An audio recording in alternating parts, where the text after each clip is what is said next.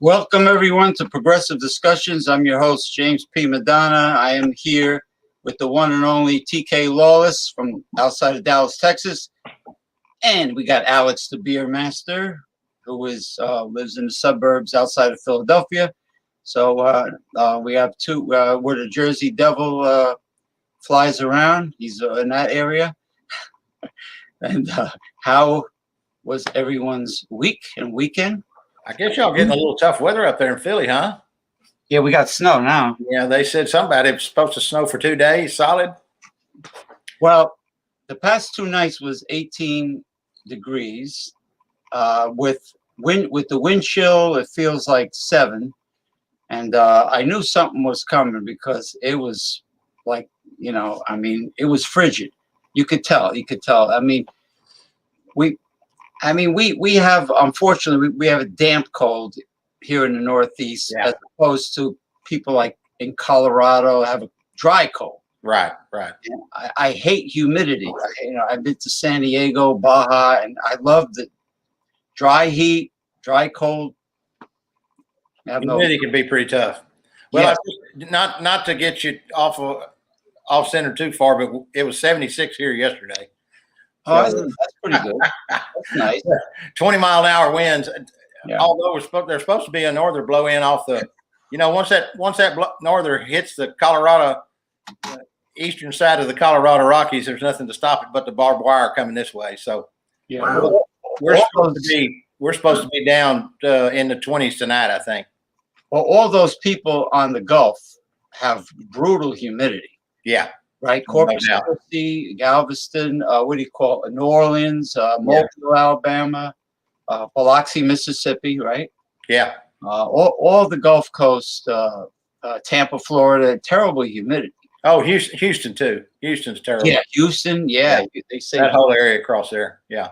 I mean, it's like it magnifies the temperature. But when I was there, when I was in the Sonora Desert, it was over 100 degrees, and honestly, I didn't feel it. Yeah. I did not feel it. So, the humidity's a killer. I play a lot of golf at least once or twice a week, and I remember last summer there was days when it was pretty tough making up 18, and when we had all the high humidity. I was just war slick, but like you say, when it's as long as the humidity's down, you can take it pretty good. Oh yeah, without a doubt. Well, I'm going to sink my piranha teeth right into, I guess, going sort of light into something deep. So like a warm up in the bullpen. Okay. I'll do a little Chiseler's Hall of Shame, little consumer stuff. Now, I notice if you download on these so-called free apps, okay, and they're deceptive because when you download on the free app, they throw a little bait and switch at you like they do with retail. There's always something wrong with it. It's full of glitches. It doesn't work properly, and then they start pitching the professional version for you to buy. Yeah, so they purposely make it faulty. So I do notice that. The premium version, they usually got a little extra. Yeah, but it's like it's actually it actually the free version malfunctions. Now that's not always the case. Like some things work fine, like CCleaner, so if your computer's running slow and things of that nature, but a lot of them are pretty deceptive. Now we got Now, over the years, I've noticed a lot of misinformation on YouTube videos where you have these so-called experts and gurus telling everybody how to do practically everything. But a lot of it is misinformation. And some of it is just really, it's almost like they made up the advice they're giving, because I was a victim of it many times. So I think they do it so they can monetize their videos and make money, just for to pump out maximum videos and get monetized. Now you have, there's one app I had called Drizzly where they deliver liquor to your home. Yeah, I've seen it. Yeah. Now, all right, I don't mind the little fee, for the delivery and the tip. I don't mind that. Everybody's got to make a living somehow.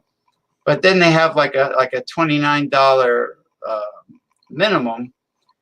Now, why can't they do it like the takeout, the food takeouts, where you can order whatever you want, and if the guy happens to be out delivering, he just delivers it? But all the liquor establishments have this like $29 minimum. There's always a catch to everything, especially in retail. Sure. Now, okay. All right. Now, I notice, now we're getting a little deeper. I noticed that, now, why are Democrats still too nice to treasonous fascist Republicans?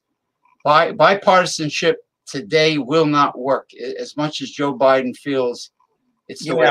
I actually tend to think that might be a little more lip service, just like you said, it's just politics.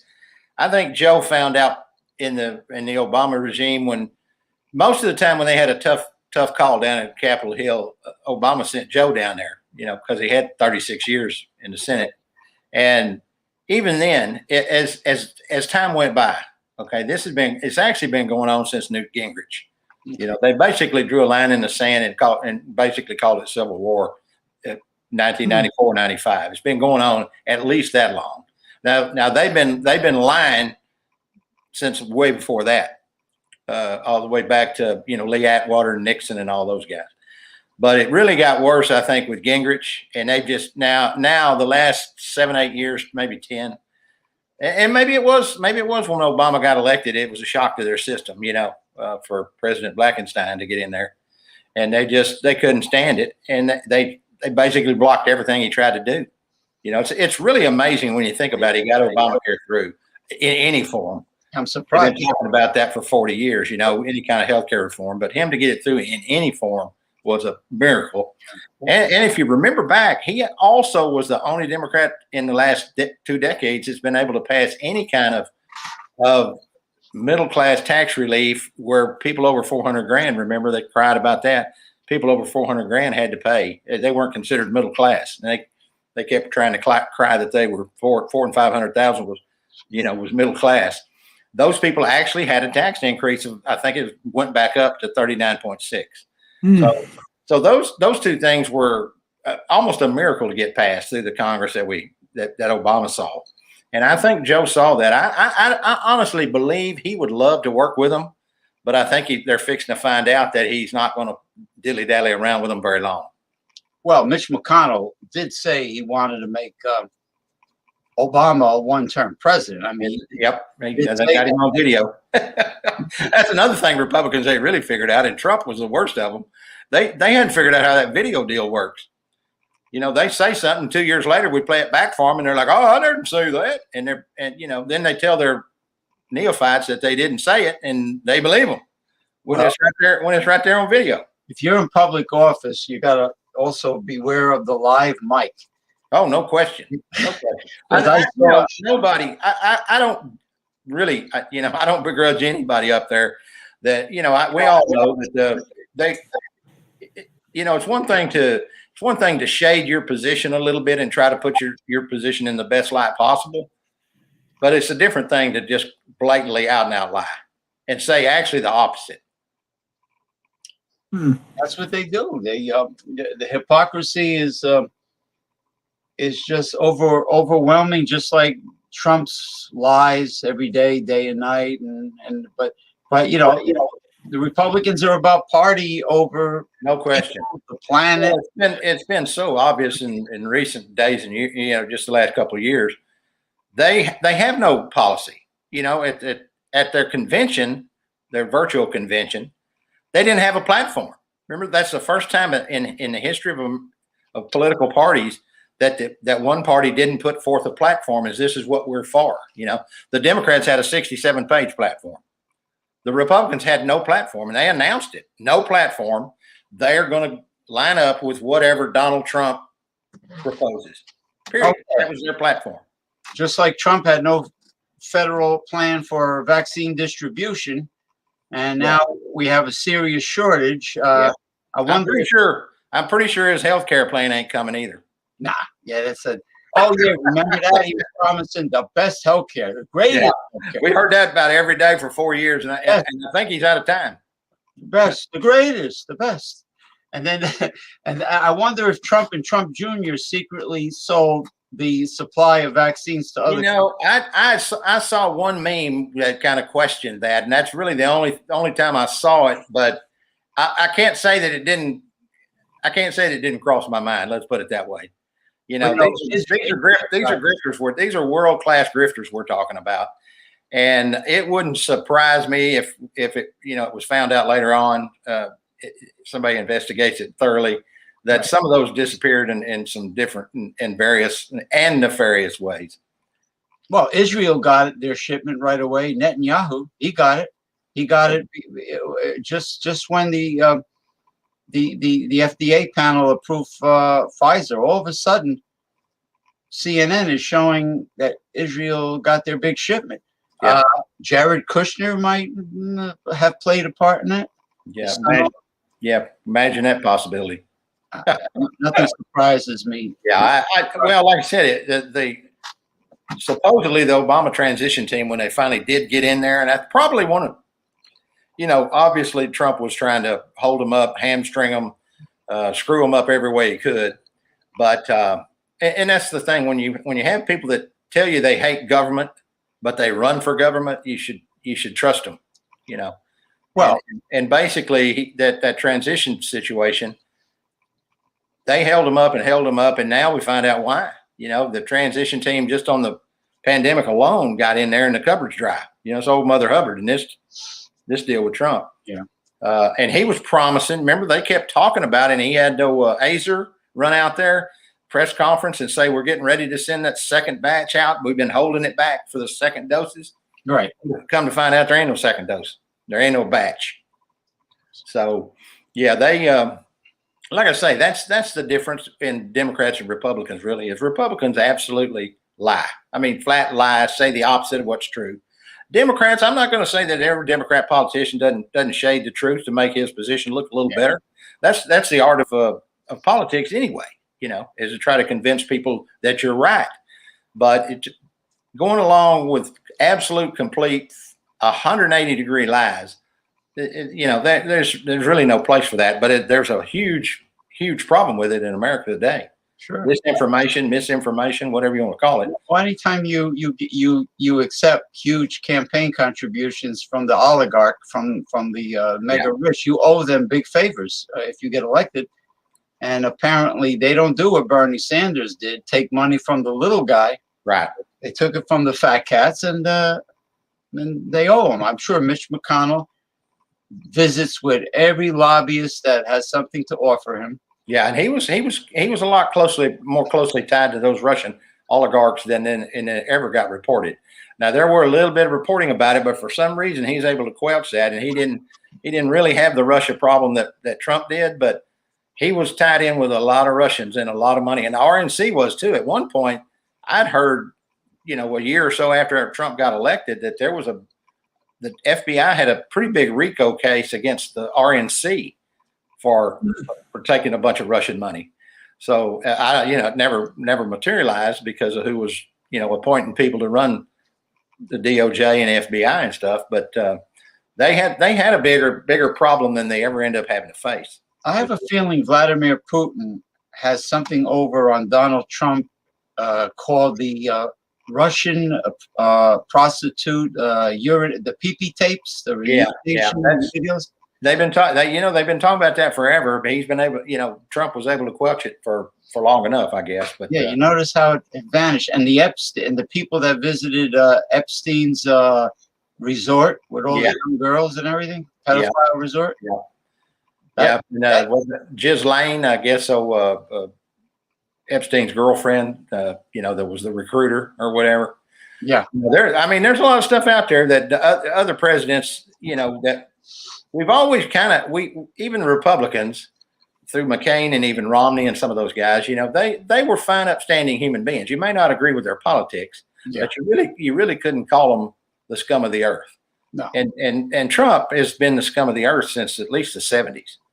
I mean, I can't think of one redeeming human quality. I'm sorry. And I believe me, I'd love to say, you know what, this one thing, but what would it be? I don't know what it would be. People knew what they were getting when he was campaigning. Well, I'll say this. They damn sure knew the second time. Okay. 16, maybe he snuck up on some people. Maybe he wasn't such a known quantity. Maybe Hillary was a little too cocky. Maybe Comey's deal about Hillary's emails came at a bad time. Maybe it was a perfect storm of events. Maybe there's no question the Russians helped him. No question that they hacked into a lot of places. And it didn't take a lot up there in those 3 or 4 states up there in the Rust Belt. And then next thing you know, a total of 78,000 votes gives us that idiot for 4 years, But the second time around, they didn't have any excuse. Okay. He was a known quantity at that point, even though he probably should have been the first time. But a lot of people knew he was always a reality TV star and he's this rich guy. He'd been blowing up this rich guy deal for a billionaire. And probably at the time he got elected, he probably didn't have 200 million. But, he lied about that too. And everything else that he's ever done. He owes a ton of money to the IRS, that's for sure. Well, they're showing that of 793 million that he could potentially owe the IRS, and that doesn't even include those loans that's out there for almost $1 billion. If he was up in your part of the world borrowing that kind of money, he'd get kneecapped at least, wouldn't he? Yeah, well, and what's worse is he does business with autocrat despots and murderous dictators like that. King of Saudi Arabia. Yeah, how about that one? Not even ever address the fact that they were absolutely caught red-handed killing that guy and chopping him up. Mm-hmm. And no, not a comment one from Donald Trump. None. I think it was done in Syria, I think. Well, I think they actually nab him. Where was it that I can't remember where they first. It wasn't in Saudi Arabia. No, it wasn't in Saudi Arabia. They actually got him at an embassy somewhere else. It was in an embassy, yeah. And he's just money is his god, and the church is the bank. Yeah, that's how they are. It's a profit before people and the planet. Well, and that's been another thing. It's been just mind-boggling. The Christian right, Christian evangelicals lining up behind Trump. You could not find like I said before, John McCain, POW. Maybe you don't like some of his policies. I thought he was a little bit too much of a warmonger, but I always had a ton of respect for McCain, even though I disagree with his policy. Yeah. Well, he had integrity. And even Romney, I never liked Romney. I thought he was kind of a wishy-washy, mealy-mouthed kind of guy, and he was one of those hedge funders. So I wasn't going to agree with his tax policy and things like that. But at least he was a decent human being. You know who's worse? Paul Ryan. Remember him? Well, he's what we down here call the pull up the ladder behind you Republican. Now, what's with speaking of evangelical? A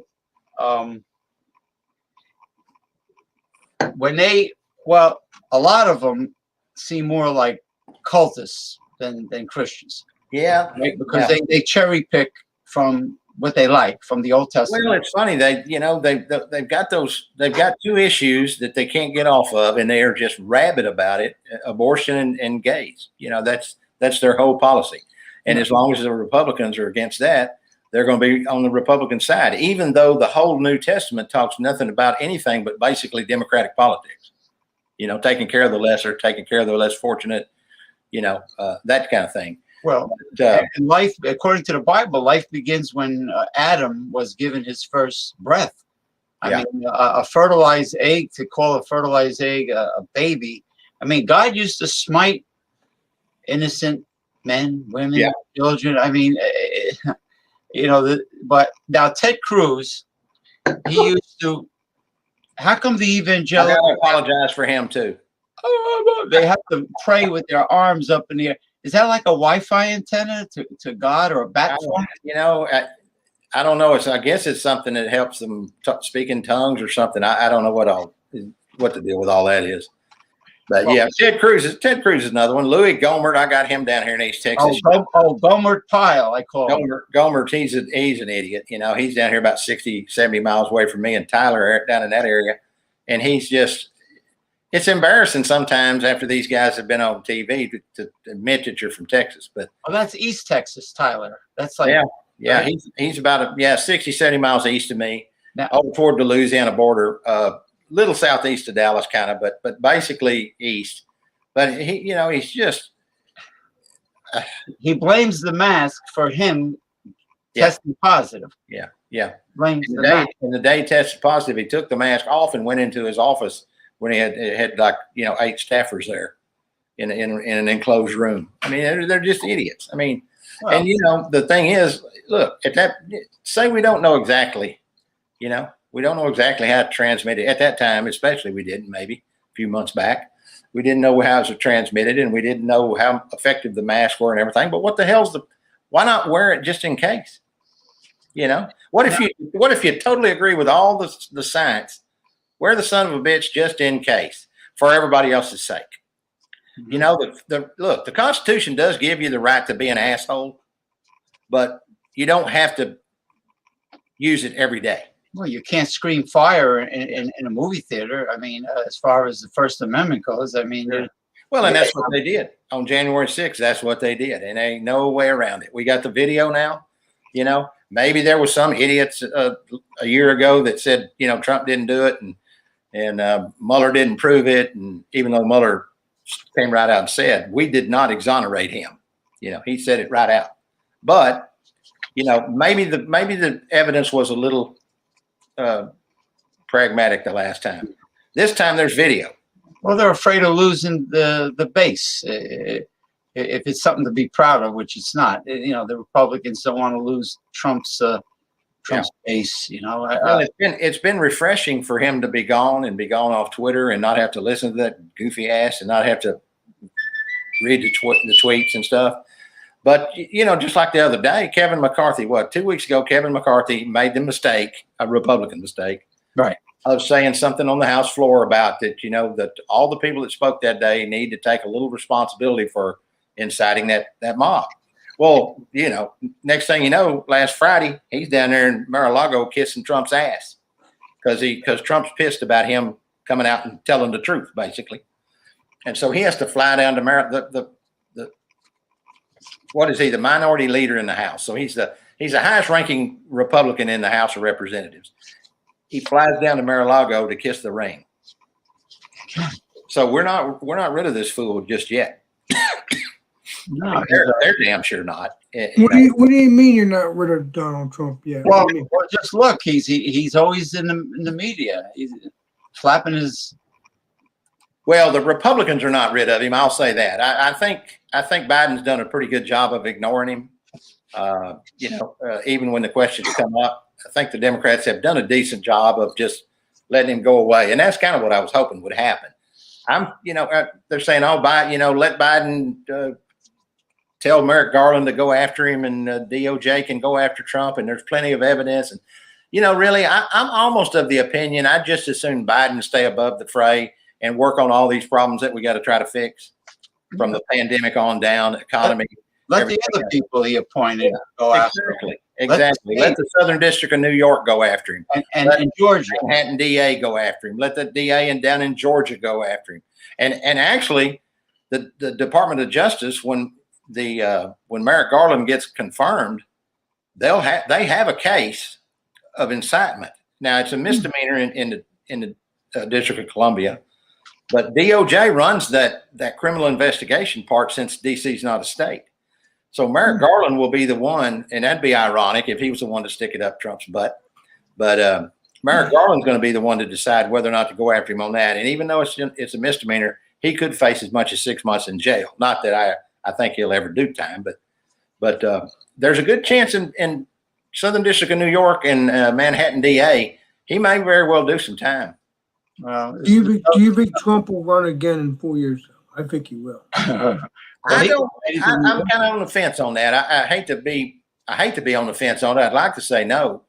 I'd like to say he's going to be in jail, so it's going to be hard to campaign. But I don't know that for sure. And I'm afraid he's going to get the kid gloves treatment. There you go. I think he's going to get some kid glove treatment, and they'll probably make a deal. He'll probably get away without any jail time. That's just my gut feeling. His biggest problem now is he can't get any lawyers to work for him. Yeah, they all quit. So all five of the ones on the impeachment quit yesterday or today. What about the guy who cries black shoe polish? Now he ain't gonna. Nobody else gonna hire that sumbitch. So maybe he'll go back and work for Trump. But he's gonna have a harder time, I think, getting out from under the Manhattan DA. The Manhattan DA one is actually financial fraud, and I know a little bit about that from my old days back in the 80s, being in the real estate business and when the savings and loans went under down here. Well, everywhere, but basically down here when the crash started in the late 80s. And I know a lot of people that actually went to jail for falsifying their financials. Wow.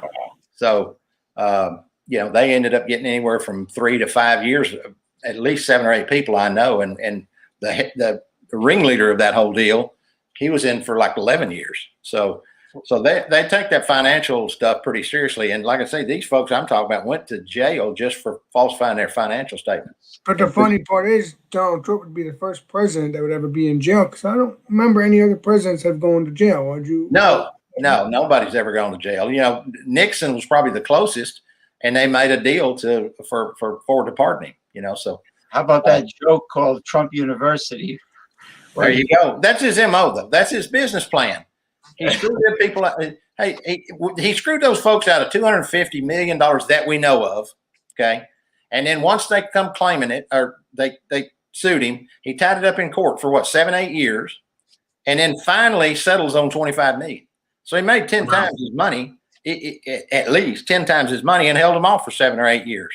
So, but that's his MO. He's done that. He bankrupted the casinos there. In Jersey, he bankrupted Atlantic City with the Taj, 3 times? First time he's trying to get rid of his partners. The second time he's trying to screw the state over on their percentage they were supposed to get off the gambling fees. And then the third time he bankrupted again to get out from under the unions, the employees, the pensions and the contract that he had. So, like I said, he's a scumbag.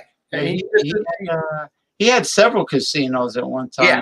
Yeah. And he had Ivana running Trump Plaza, and then I heard he has a tendency to stiff people for money. Yeah. All the time, like the caterer that took care of his daughter Ivanka's wedding. He says, "I don't like the taste of the food. I'm not going to pay you."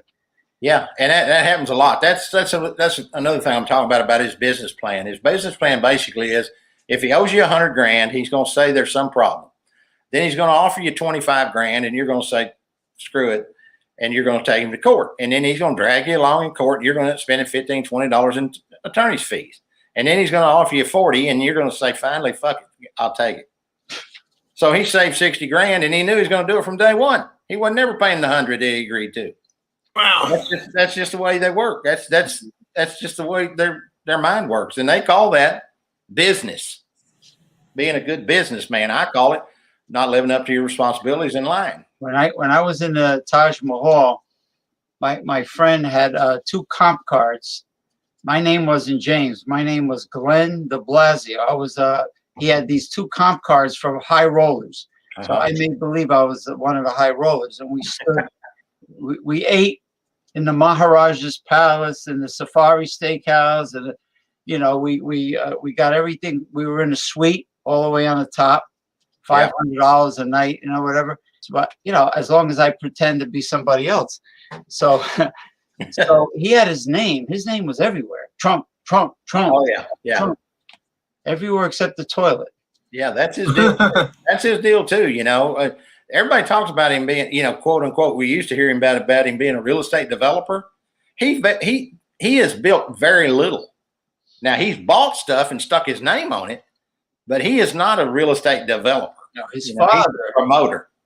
He was not like his father, but his father was a slumlord too. Yep, I was going to say at least his father built apartments, even though they ended up being a majority of them a slumlord.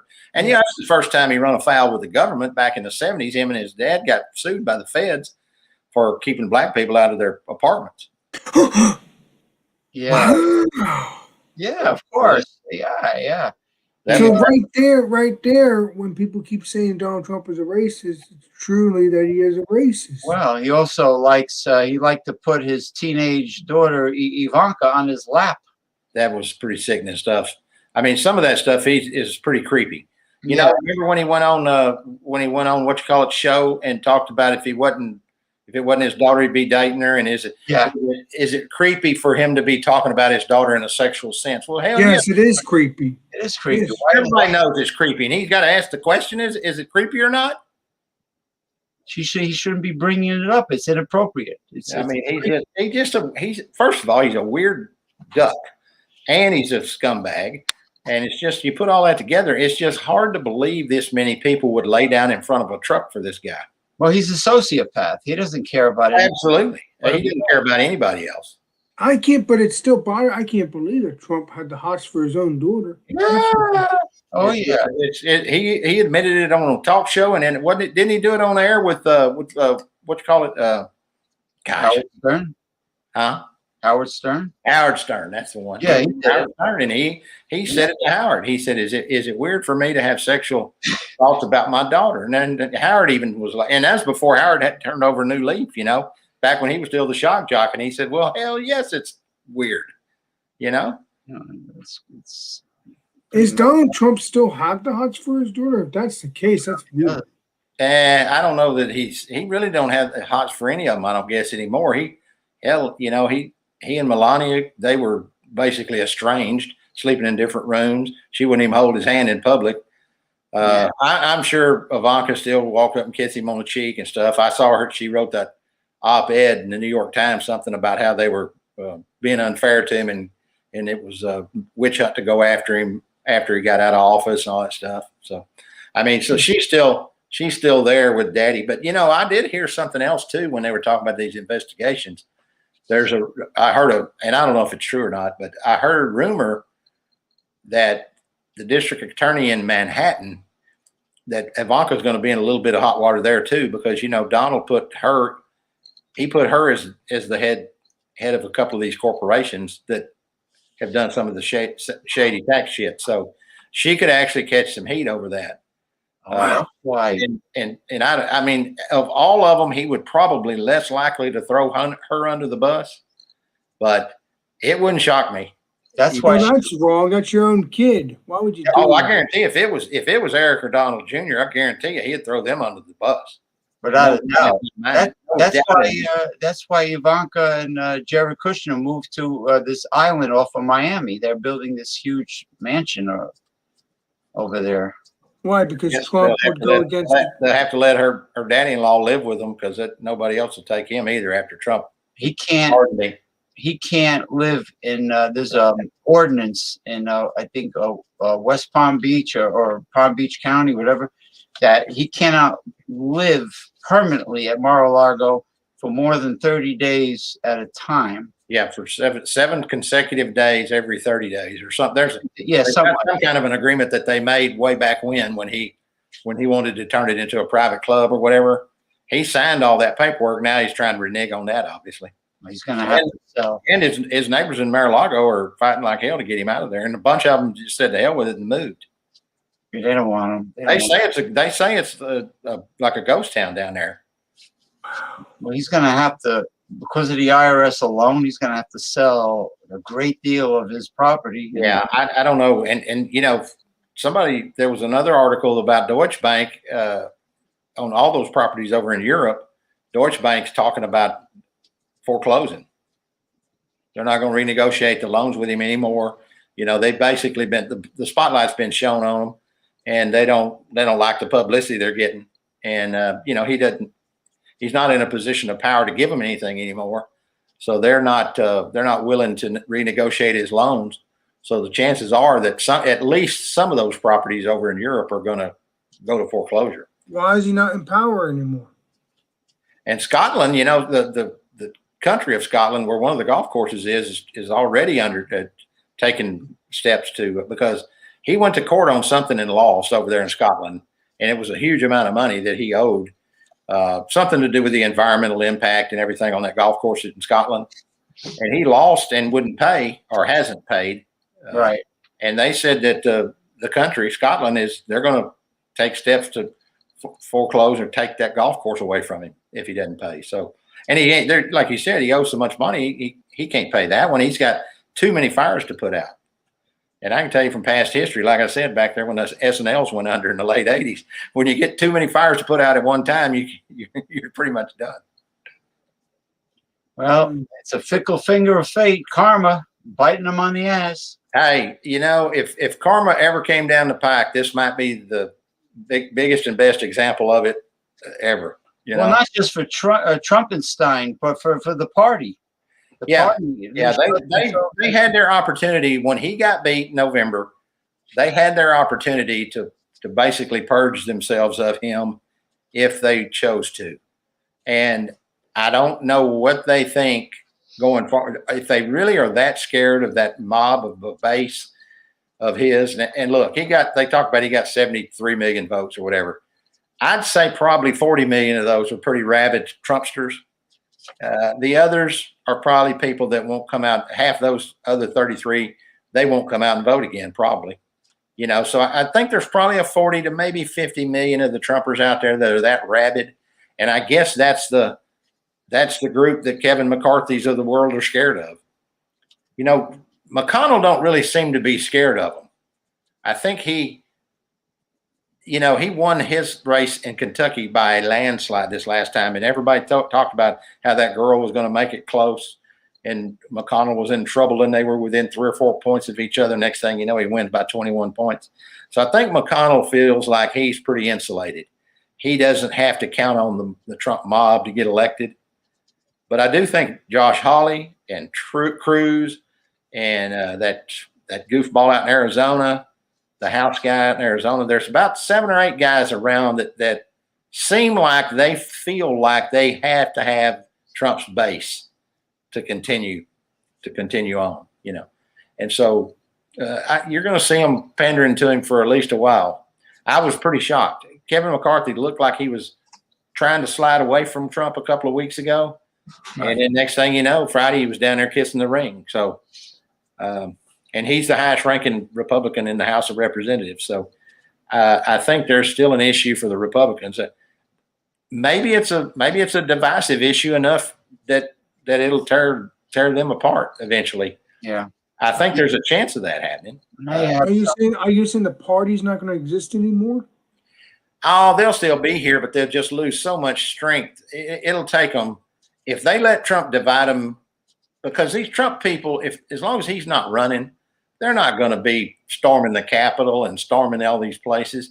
And if he gets convicted, if he gets convicted in the impeachment, I still think that's a long shot of happening, because I don't think there's 17 Republicans with a backbone.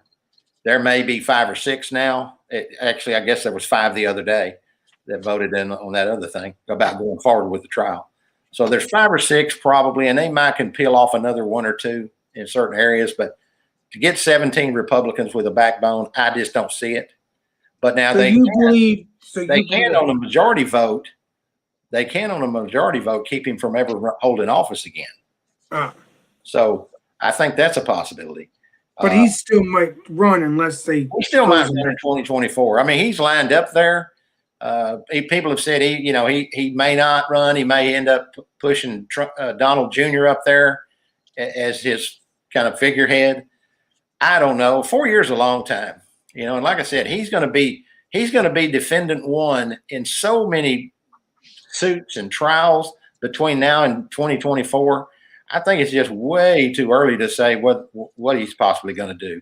I don't see him having 4 years from now. Like I said, it's kind of like being in the NFL and getting hurt. You know, you're out for 2 years, you don't ever come back the same.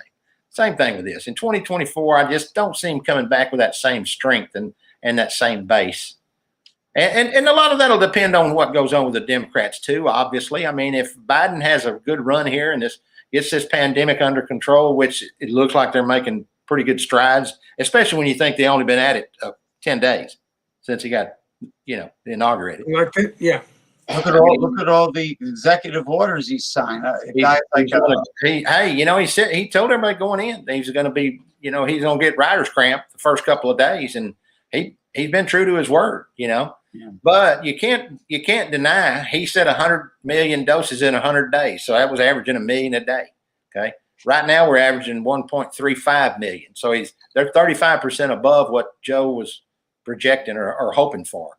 So Johnson and Johnson, and the Johnson and Johnson's just fixing to hit. They're supposed to be asking the FDA for that waiver next week. Maybe as early as next week. Emergency usage. Now, Oxford AstraZeneca I think they're almost done with their phase 3 trial. The Johnson and Johnson, though, is a one-shot deal that can be kept in a regular refrigerator. It doesn't have to be dry iced and all that. So it could be a game changer. And they've also said they would.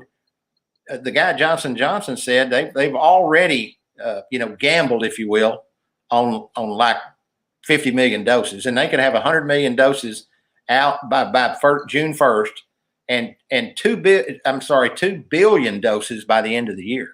That's just Johnson and Johnson alone. So there's a lot of as Fauci said, there's help on the way. Yeah. Well, he said, let's say someone has no choice but to get the Johnson and Johnson single shot.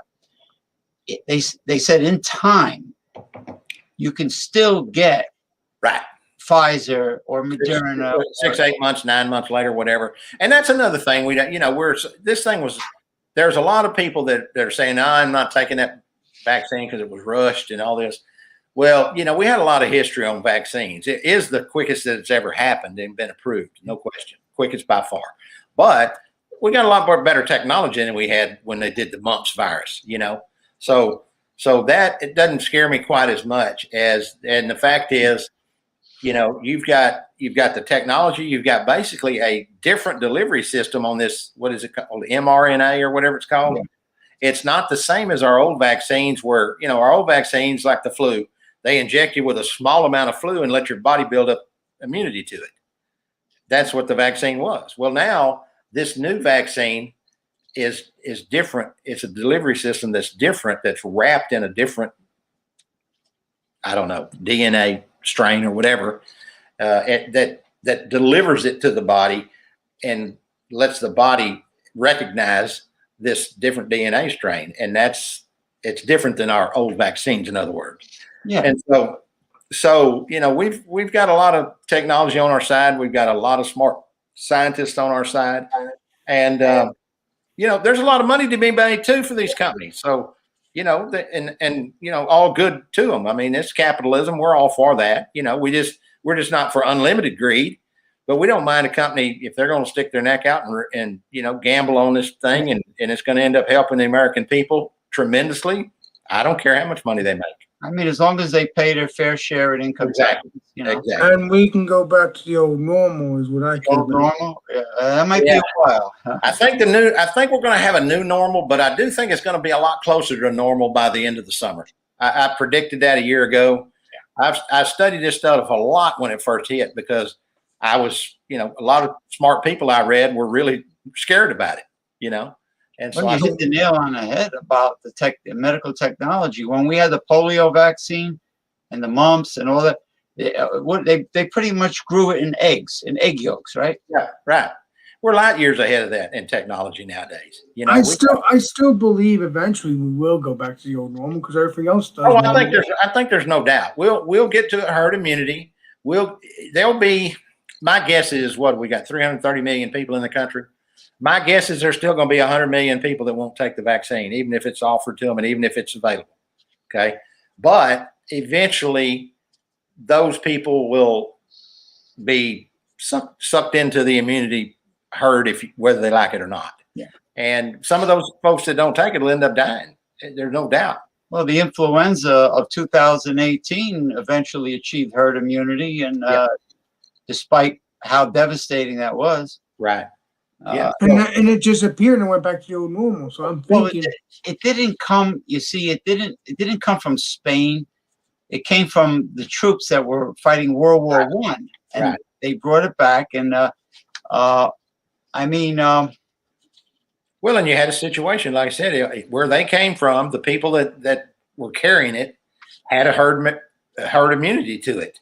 Those troops come back to America after the war's over. Americans don't have that same immunity, and so it ends up, running rampant for a while. So that's just nature, just like the mutation of the virus. Every virus mutates. Every virus we've ever seen mutated, and it's a living organism that's trying to survive.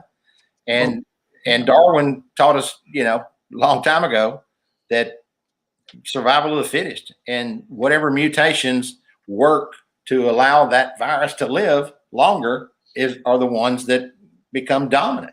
Well, some of the viruses were scarier than COVID-19, like Ebola, smallpox. Yeah, no question.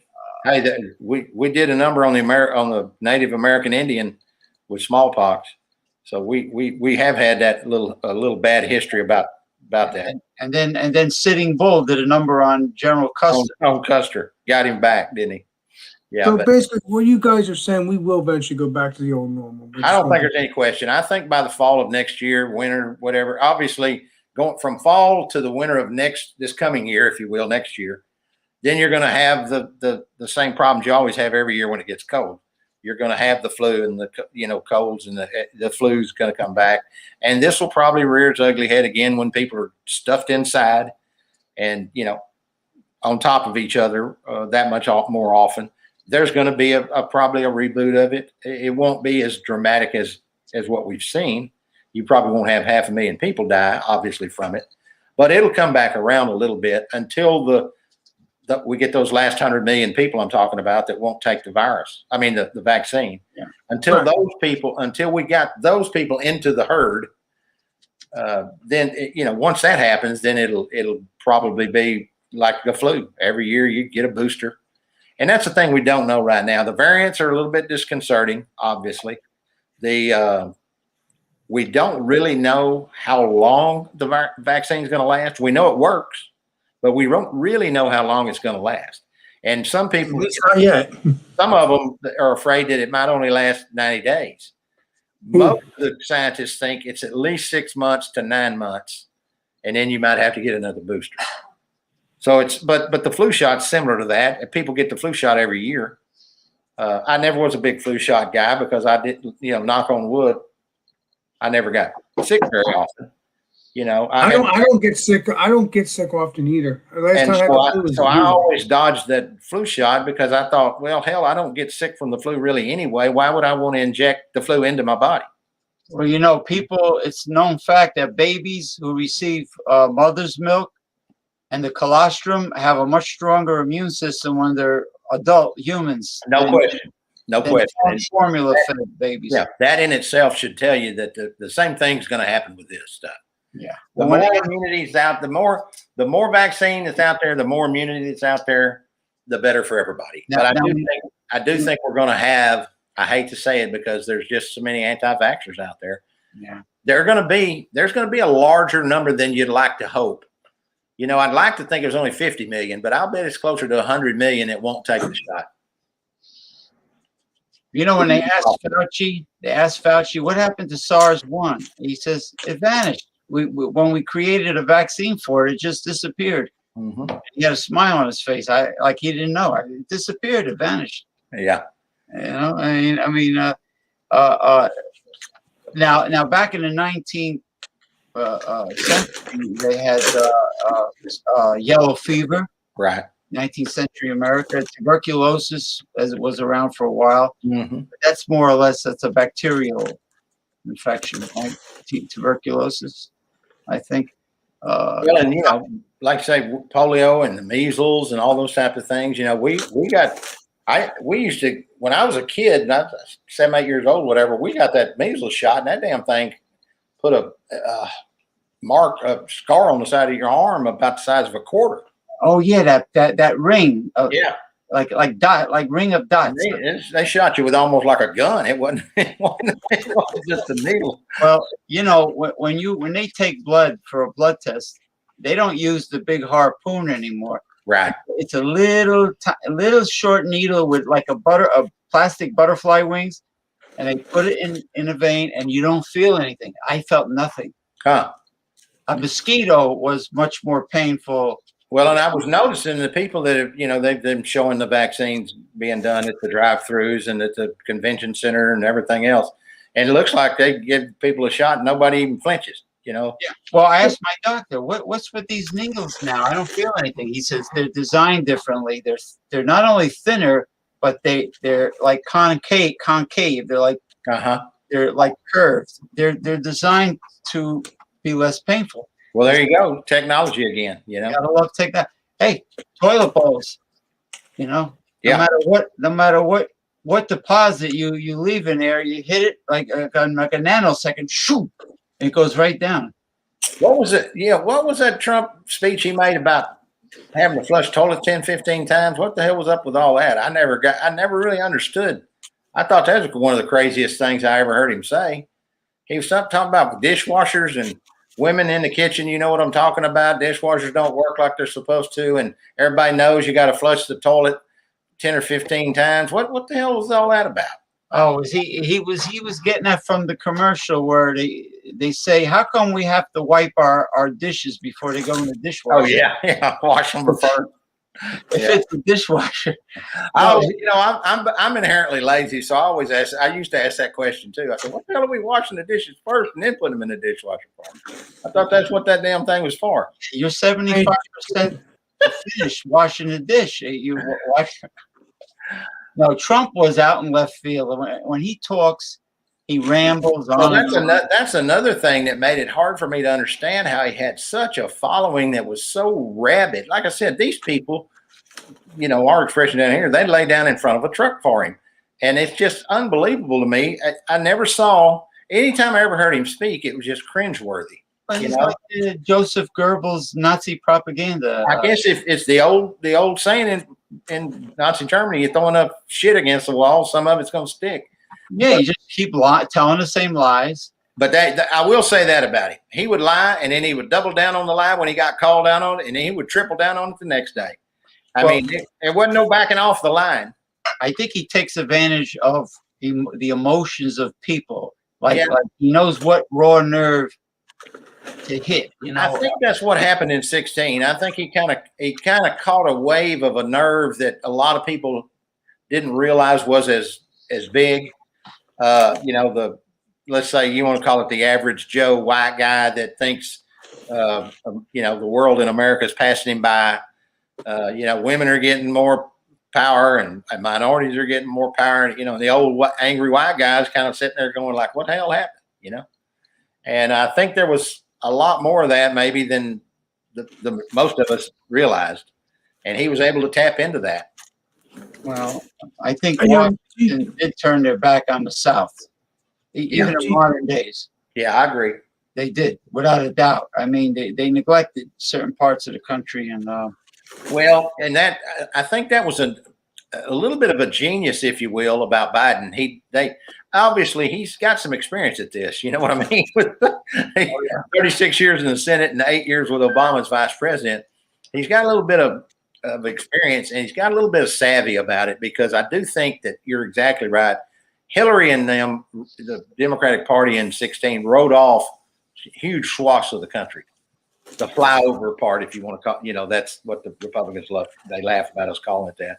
But the flyover part of America, that I do think Hillary ignored a lot of those folks and thought that she could win it in New York and And if she could pull off Florida, California, that would, be some. Look at Mississippi, the poverty of Mississippi, West Virginia. Well, when LBJ signed the Voting Rights Act, he said it at the time. I just signed away the South for a generation. And truthfully, if you look up, it's 2 generations. We're coming up on the 2nd generation now, and it's just that racism is just that deep seated. You know what I mean? It's just that deep seated that, and if Democrats are just that much more inclusive, you don't see. All you got to do is look at those interns. They had the picture Obama's interns and then Trump's interns, and Obama's interns look like pretty much a mixture of society, like you'd expect. Trump's interns, I think there was one black face, one Mexican out of like 150. All the rest of them were white, most of them blonde headed, and a few women. Well, like the Fox News. Basically, yeah, Fox News versus any other channel. Now, remember TK. I'm curious. Will the social distancing and the mask end as well? Yeah. I think eventually. Now, Dr. Fauci has said that it might, we wouldn't be too crazy to be like a little bit more like Japan, and maybe in a lot of instances, unless you're with family or outdoors and stuff, that we'd be smart to continue to wear the mask for some period of time. I think the social distancing will start to fade away. It's already started a little bit, and I think by the fall, when you got to remember, America, man, football is huge. They're going to be back in the stadiums. Now, we may not be 100%.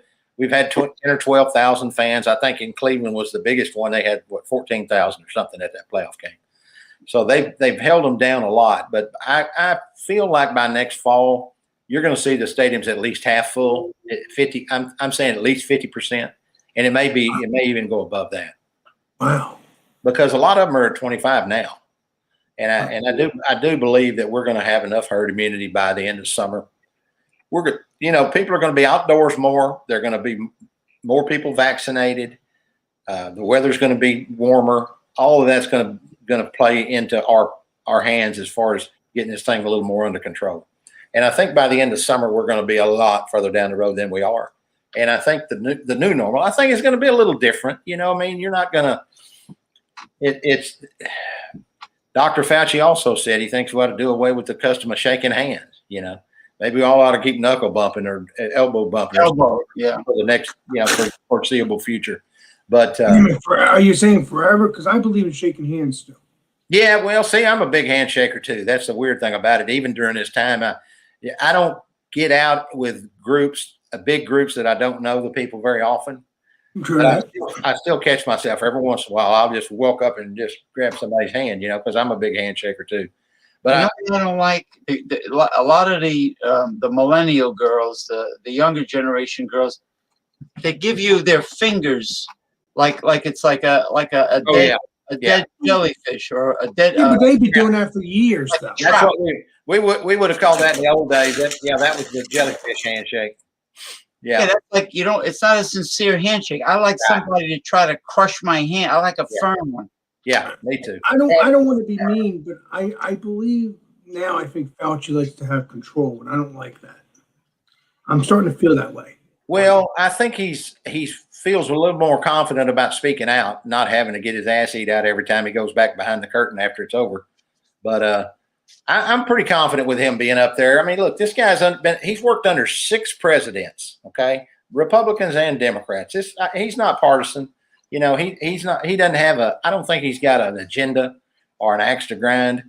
I really do think he's doing the very best he can, and he's got a lot of experience. So I'm okay with him. I'm pretty confident with him now. Granted, 2 weeks from now I might tell you something different, but for now, it just seems like I sleep better at night, maybe, or it just seems like I'm a little more calm because the adults are in charge again.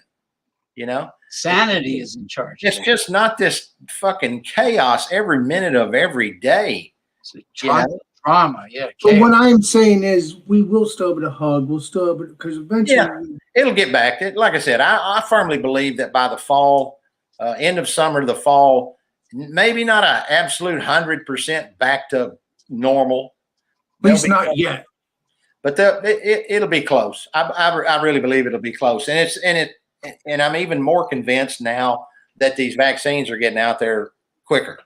Because, like I said, remember when Biden first said 100 million in 100 days, everybody's like, oh shit, how are we going to do that? Well, I'm telling you, I just looked at it today. We've been averaging 1.35 million a day, so we're 35% ahead. We're 35% ahead of the game. So.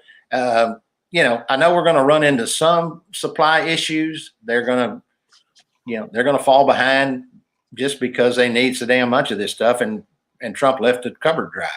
But I do feel like the Defense Production Act, they're even talking about pulling up the National Guard if they need to start servicing some of these vaccine locations.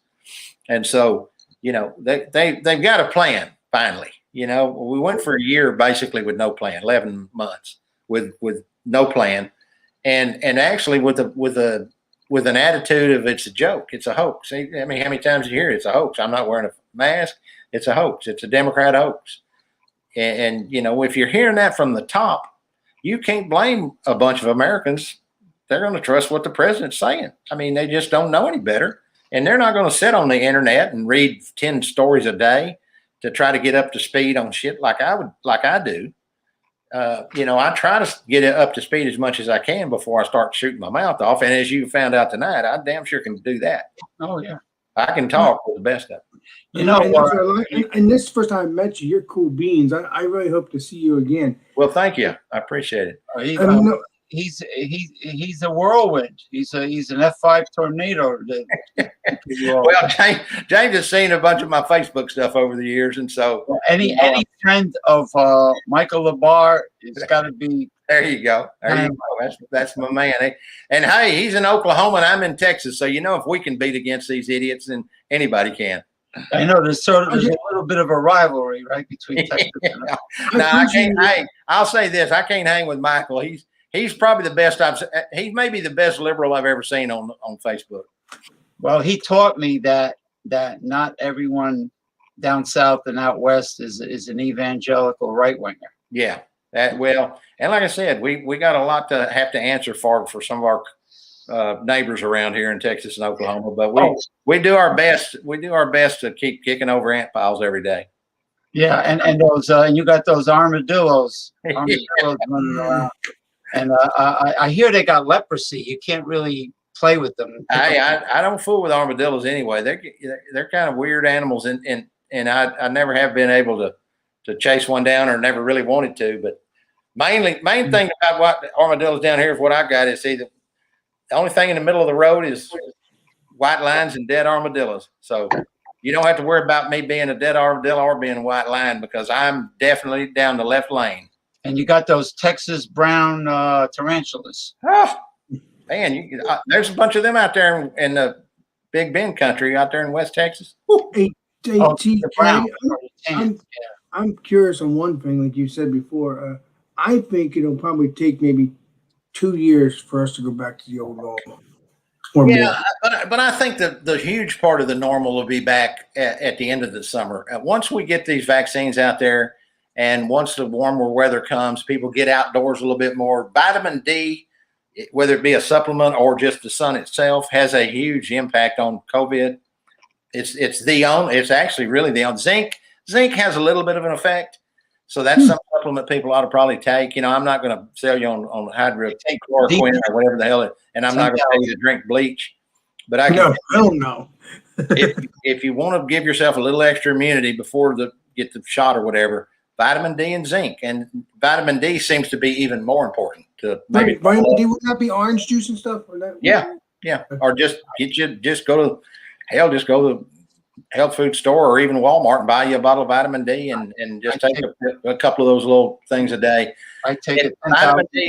Vitamin D seems to be, at least the stuff I've read, the biggest help toward the immunity, and that's why you see less of this stuff in the summer, because people get outdoors and they get sun and things like that. And I think, like I said, I don't look for it to be 100% at the end of the summer, But I'd be shocked if we're not 80-85% back to normal by the end of the summer. Well, I'm saying the new normal will go away after this coronavirus kind of goes away By summer of this year. Yeah. Of this year, but it's still going to be a new normal until it's completely gone. Yeah, it'll be with us. I'm going to say it'll be with us in a little bit of some form or the other, probably for 2 or 3 years later than this year. So you might be looking at 4 or 5 years out before. And I don't know how it's going to mutate. So I don't know that we'll ever really eradicate it. But I do think that between the immunity for people that have had it and recovered, and the vaccines, and the herd immunity, and getting summertime here with people outdoors more often, not packed inside, getting sunlight, all those things. You put all that together, I think you're looking at 85%, probably maybe 80 to 85. Not a full 100% back to normal, but then a lot better shape than we've been in, because then in September, October, or whatever, when the kids go back to school, kids go back to college, all that kind of thing, it won't be as big an issue. Wow. You know what really made my day is when I heard the Republicans were so upset that Joe Biden appointed Bernie Sanders the head of was a budget committee. Yeah. The House Budget Committee. Yeah. Well, I tell you what, for him to nominate Merrick Garland for Attorney General, I thought was a big one, because he's the guy who got screwed over the most as far as the Supreme Court. And the odd thing about that is, because Obama appointed him, Republicans were up in arms about it. But Obama appointed Merrick Garland because he thought there was a decent chance of him getting him passing the nomination process and being confirmed. He was a moderate, basically, for liberals. Merrick Garland's a moderate, and Obama put him up there to appease the Republicans, thinking that maybe we can get this guy through. And if Obama had a Democratic House and Senate at the time, he would have put somebody up a lot more to the left of Merrick Garland. Merrick Garland is a centrist. He's a moderate. There's no question about that. And that's fine with me, especially at the DOJ, being the Attorney General. Like Biden. Biden is much more or less a moderate. He's been pulled to the left a little, and I'll give him credit for that. I think, if you're smart guy, and I think, first of all, what the difference between Biden is, he is such a compassionate, decent human being. Okay, that is the first thing. And so when people make the arguments to him that minorities have been screwed over, women have been screwed over, we need to raise the minimum wage, we need to get these people some help. When people make reasonably good arguments to that side of the issue, Joe's willing to look, and he's willing to turn further to the left than you would have expected him to 2 years ago, 3, 5 years ago, whatever. He's open-minded. He's open-minded enough to listen to the argument, and if the left has a good enough argument, he's willing to act on it. As opposed to Hillary, who was just to the right of moderate. Hillary always worried me. I voted for her, but I did vote for Bernie in the primary because I was trying to keep Hillary's feet held to the fire. I didn't want her to slide back to her Wall Street, Wall Street Democrat. And there's no question, her and Bill probably had a tendency to be a little more Wall Street Democrats, and way to the right of me. But that's okay. I don't mind the Democrats that are a little to the right of me, but I try to drag them back to, the humanity part. Yeah. Like, remember George Wallace, the Alabama, the Dixiecrats? I've got a bunch of my family my dad's side of the family from Alabama. So I'm fully aware of all that. As soon as the civil rights laws took place, they jumped ship and they went over to the Republican Party. Well, that's what I was talking about earlier in 64, 65, whenever it was, when LBJ signed the Civil Rights Act. He said it behind the scenes after it was over with. He said, I just signed away the South for a generation, because he knew that those people were racist. And he knew that giving black folks the right to vote and full civil rights was going to be an issue for them. That you're talking about a part of the world that fought a war over the fact they wanted them to be 3/5 of a human. And you can't reason with them or debate with them. No, it's not. It's impossible. No, talking to a Southern Republican about race is just as bad as talking to a fundamental Christian about gays or abortion. Yeah. You Like, got Green, you're wasting your breath. that lunatic, the blonde, her last name is Green. She Marjorie Taylor Greene. Let's put it. Let me say this. She's really not a Republican. She's a QAnon. She's an idiot. I mean, this is a woman who absolutely said that George Soros paid for a laser, a Jewish laser, and they trained it on the California forest to start the wildfires out there. That's the kind of shit that she believes. I mean, what? I mean, you can't even. We talked about you can't talk to people about certain things. Well, there's no point in even beginning a conversation with that. He reminds me of Marshall Applewhite of Heaven's Gate. Remember, he said the rapture was coming. Yeah, everybody had to wear white sneakers and wait for the UFOs to pick them up, and they all committed suicide. Yeah. Well, I mean, it's a shame. I mean, we've seen these cults in the past. I mean, we've seen Charlie Manson, we've seen Jim Jones, but it wasn't 40 million people. David Koresh, there's another one. But they had a few. Even Jim Jones only had a few hundred followers, and that 800 or 900, I think. That's probably the biggest one when they all committed suicide together. Yeah, the Kool-Aid. Yeah, the Kool-Aid deal. But Koresh didn't have. But what did he have? 50 or 60 followers, and Charlie Manson only had his little group of 20 or 30 people at max. Even if went in and out of that group. But this is a situation we got 40 million of these nuts we got to try to deal with. And I just don't know how you deal with them. How do you talk unity with people that incited riot on the Capitol? I don't know how I understand why they want unity now. They got their ass kicked in the election, So they didn't want no unity when they were in charge, did they? I haven't seen the infomercial late at night about Trumpy Bear. The little bear with the stupid haircut. Yeah.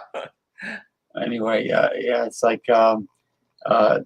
Well, he should do like he should to raise money. He should sell a package, a Trumpy bear, a MAGA hat, and a action figure, something like a My Pillow, a MAGA hat, and a Trumpy bear. You know what I told on YouTube about? They were talking about My Pillow. It was one of his promo videos. I said, how I made my own My Pillow. I ordered a sack of blue shredded memory foam from Amazon Prime, and I stuffed the memory foam in a dollar store laundry bag, the smaller ones. Yeah. Stuff it real tight. There's my ultimate pillow right there. I think that's what Bill Maher kind of said that last night on his show. He said something about, the Mr. Pillow guy who basically just sells you a fucking pillow. Landell, I think it's like Lindell, yeah. Lindell, $100 for his pillow. Yeah, basically it's a memory foam pillow. Martial law. Trump, he was pushing for martial law. He said he had the evidence. It's funny, they said they had the evidence for a month. Rudy said it, Lindell said it, but if they got all this evidence, why are they keeping it to themselves? He never did show his taxes. None of them ever showed anything. He never showed his taxes. Like you said, he never showed his health plan. I'm pretty sure he's run out of time. Well, Trump run out of time for showing his taxes and his health plan, I think. There's no vaccine distribution. There's no health plan. There's no nothing. All he does is play golf. I hate to say this for our purposes because being, on the side of the political spectrum that we're on. But, you think about this. If Trump would have paid even a little attention to the pandemic, okay, I'm not talking about doing what Biden's doing. If he would have just done a third of what Biden's doing, wore a mask every once in a while out in public, talked about the fact that all these, 400,000 people had died. If he'd have just showed any kind of care for that at all, I believe he might have had a chance of getting reelected. It's just that scary that if he'd have done anything at all about the pandemic, other than call it a hoax and not wear a mask and mock people that did, if he'd have done anything about the pandemic, we might have been another 4 years of the goofball. I hate to say it, but I think there's a decent chance of that. The pandemic beat him. because, before the economy, Obama's economy was still rolling, even though Trump was taking credit for it. But prior to the pandemic, the economy was okay. It wasn't great in the poor parts of town, but it was still okay. And the pandemic came along and just whacked Trump, and he had no response. Well, he didn't stop the plane flights from Europe. I think over 2 million people from Europe flew to the United States. Yeah. And that was the dumb thing about it. He stops the flights from China, and he don't stop the flights from Europe. I mean, that was just like I said. It was a situation where he had no idea. He had no idea what the science was. And they were in bad shape. Spain, Italy, Germany a little bit. Well, and you know what made it even worse? Remember when they first started talking about those flights? If you remember all the pictures on CNN, Spain and Italy and Europe, and I mean in London and all those places, man, people were packed in the airports. They were right on top of each other, no social distancing whatsoever. Nobody, we really didn't know that at that time, but people were panicking, no mask, no social distancing, packed on top of each other, just jammed in there trying to get a flight. And that probably made it 5 times worse. Shooting their aerosol all over the place. I mean, what about the mask thing? Do you think that'll last forever? Probably not, right? Yeah. I think you're going to have Fauci was touting the mask for a longer period of time, and I've heard some scientists say that it's a smart thing, and that's why you see people in Japan wear them, all the time, even before. Or not in Japan, though. I'm going to say that. I'm just saying, but they had a tendency, I think, to talk about the mask, and really, like I said, the mask only protects other people. The mask is not going to protect you from the virus if somebody has it near you. It's more a protection for everybody else. And so if you're in a situation, if everybody in the room ain't wearing one, the one person that ain't wearing it might give it to everybody. But my point is, do you think this mask thing will be forever, or? I don't think it'll be forever. You know how Americans are; they're going to tire of that shit after a while. I think the average American will do it because I think they've been shown that it's effective. But at the time, like I said, the end of summer, first part of next fall, I don't think you're going to see 50,000 people at a football game with all 50,000 of them wearing a mask. You might see half of them, a third of them. Yeah, once the vaccines establish herd immunity, the masks are slowly going to. They will. They'll slowly, wayside, especially for Americans. Now, you may have the Chinese and Japanese and Korea and all the Far East countries. They may continue to wear them because it's a little more acceptable in their world. But in America, I think by the end of next summer, the football season, if you will, fall, I think you'll see the mask wearing go down dramatically. Yeah. Unless the virus gets bad again, and then like I said, unless one of these mutations or variants become a real issue, and we're not ahead of the virus like we think we're going to be, based on the trajectory I'm seeing right now, I'm saying in the end of summer, first of fall. Wow. Well, it'll be nice to go back to the old normal eventually. Yeah. Hey, I'm a big concert guy. I love going to concerts, and it's really screwed up my chi on these concerts and stuff. And I'm a big baseball guy too. I hadn't been able to go to baseball games, Ranger games, and things. So I'm not as big on Cowboy games, and stuff anyway. But Jerry Jones he kind of ruined me. I love Jimmy Johnson. I hate Jerry Jones. So how I've felt for the last 25 years. I've been kind of stuck. Again, thanks for letting me talk to you, Roger, because I agree what you just said. You said this might last for 3 years and then probably disappear, because that's what they did in 1918 anyway. So I appreciate your help on that. Well, like I say, I'm pretty opinionated, but most of the time I'm coming from a place where I've done at least some research on it and have a little bit of information about it. Try not to spout off too much about stuff I have no clue what I'm talking about. Now, I think Roger Staubach was from Navy. Yeah, there you go. Navy, yeah. Hey, fellas, I need to run, but I appreciate it. I appreciate you asking me. Like I told you when you asked, I was humbled to come on. But I would like to see you again next Sunday. If that's hey, okay. anytime, just give me a instant message or whatever, and send me the link. I was having a little trouble. I had to get my sister's laptop and get all this stuff kind of working. I know just enough to be dangerous on the tech side of things. Well, it's been my pleasure to have you, an honor, and Alex enjoyed your visit, and we'll do it again. It was a blockbuster show, that's for But sure. I appreciate it. Like I said, I apologize for hogging the conversation, but what's your Facebook, TK? What's next time at TK Lawless, just TK Lawless. Yeah. I play a little draw hard. Turn me on there, and I'll accept immediately. We'll be off and running. But Okay. next time I'll try to let somebody else speak a little bit. But don't worry about Don't worry about my feelings. I want people to jump in and talk. Yeah, but I like your opinions too. I notice you're like me. You like to talk a lot, and I like that. So keep it up. Well, thank you. But he's educational. He doesn't talk for the sake of talking. He teaches. No, but I enjoy those kind of people. I can talk to them. I don't have no problems with them. Oh, that's what I like. Oh, yeah, like the guy I was telling you about who's a really bad. Some people are happy drunks. Oh, yeah.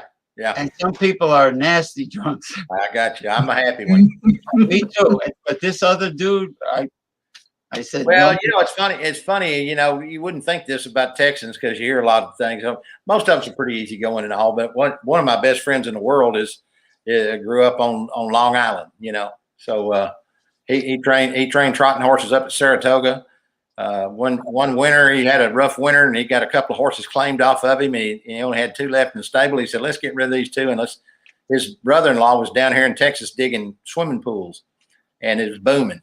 And so he said, "Hell, Debbie, let's sell those last 2 horses and go to Texas at least for the winter and get the hell out of this snow and see what happens." He came down here in 1981. He's been here ever since. Well, San Antonio with the Riverwalk, that looks really interesting. Oh, it's beautiful, beautiful place. Mexican food, a lot of Mexican restaurants. Yeah, man. Well, like I said, you get down this part of the world, you get some good Mexican food. It's on every street corner just about. And like I say, San Antonio, that Riverwalk stuff down there, the hill country is beautiful. Absolutely beautiful. What about the Salt Lick in Austin? I saw that on the food channel. Yeah. You're making me hungry, James. They have a fire pit, Alex, right in the middle of the restaurant. Hey, Austin's cool too. Now, Austin would be the place I'd live if I wasn't a lifetime Dallasite. If I hadn't been here all my life and born and raised. Austin would be the only place I'd live in Texas. It's liberal. The rest of the state is pretty hardcore red still. But Austin, it's got the college here, UT and everything, and so you end up having a little bit more liberal bent. And Austin's crazy. There's parts of Austin that's kind of like California, but it's a cool place, and it's a lot more liberal than most of the state. Hey, TK, I want your opinion. You ever heard of Huey Long and Earl Long? Oh, yeah. Louisiana? Sure. Yes. Chicken in every pot. I hate to say it, but I love Huey Long and I love Earl Long, which is Huey's brother. Hey, they got a lot done. I mean, there's no question there was graft and stuff going on in Louisiana back in those days, and they filled their own pockets more than most. But they got a lot done. They got a lot done. The roads were working. They didn't have potholes, and like Huey's, like I said, his campaign slogan was "a chicken in every pot." He tried to spread the wealth around because he knew. I thought it was every man a king. I'm confused. Well, that too. But that chicken in every pot came from him too, and he knew that's how to get people to vote for him, is make sure they had at least the minimal stuff. You don't have to make them all rich. You're not going to, especially if you're trying to put a few dollars in your own pocket. But as long as you give people some hope, that's like Will Rogers said the thing about the trickle down economics. The reason it was ass backwards. He said, if you give a poor man $1, the rich man's going to have it by dark, but at least it'll pass through the poor man's hand, and gave him a little bit of hope for that day. I mean, you have Huey Long, you got Earl Long, you got Governor Jimmy Davis. Yeah, of Tennessee. That guy cracked me up. You got Edwin Edwards, Edwards, which is still alive. Yeah. He went to jail for a little bit, but he's out. Yeah. I tell you what, I met Edwin Edwards in person in a suite up at Louisiana Downs. He was good friends with Al Stahl. Al Stahl was the racing commissioner, the head of the racing commission in Louisiana. Awesome. And back in those days, see, we didn't have horse racing in Texas. Well, match racing, but not pari-mutuel. And so we always had to go to Shreveport in Louisiana or to Hot Springs in Arkansas to go to the horse races. And so I started owning a few horses after I got a little bit lucky in the real estate, and loved it, got to eat up with it. And so we were running horses in Louisiana, and a guy said, "Hey, a buddy of mine's got a suite up Louisiana Downs. If next time y'all are down there, come up there and visit, have a couple of beers." And so I went up there, and sure enough, he introduced me to Al Stahl, who was, like I said, the head of the racing commission, state of Louisiana. And he was big buddies with Edwards. Next thing you know, 10 minutes later, here comes Edwin Edwards walking in, and hey, just a regular guy, nicest guy you ever want to meet. He was fine with me, He was as nice as hell to me. He just treated me like a king, pat me on the back the whole time. And because I knew a little bit about the horses, a lot of guys like him, they like the horse races, but they really don't know about Earl Long did too. About the racing form and all that stuff. They just like to go. And yeah, but Governor Earl Long because I owned horses and stuff, he thought I knew a little more than the average Joe. Wow. And so he was treating me like a king, pat me on the back, get me to give him picks and all kinds of stuff. So that was kind of a cool day. And what was weird about that? It was back in the days. That was in the mid '80s, I say. Oh wow! And cell phones wasn't that prevalent back in those days, and it was illegal to have a phone at the racetrack in the grandstands. And sure enough, Albert Stahl, since he was the racing commissioner head, he had a phone in his suite, and they were making calls to guys and telling them what to bet. Friends of theirs. It's pretty crazy. Edwin Edwards outgoing? Is he outgoing, Edwin Edwards? Yeah, I think he's very outgoing. He was a good politician. I'll tell you that. He was patting me on the back and, hey, you're a genius. You picked a winner. Give me another winner. He was just, like I said, he was very outgoing and gregarious. Al Stahl, the older guy that was the head of the racing commission, which I became friends with his son, who's a horse trainer now. Holy crap! Nice. But, Al Jr. is a good guy too, but Al Sr. was kind of stoic. He was kind of standoffish. He wasn't a really handshaker and backslapper like Edwin Edwards was. I don't get it. Why would Edwin Edwards be out with somebody that's not really outgoing?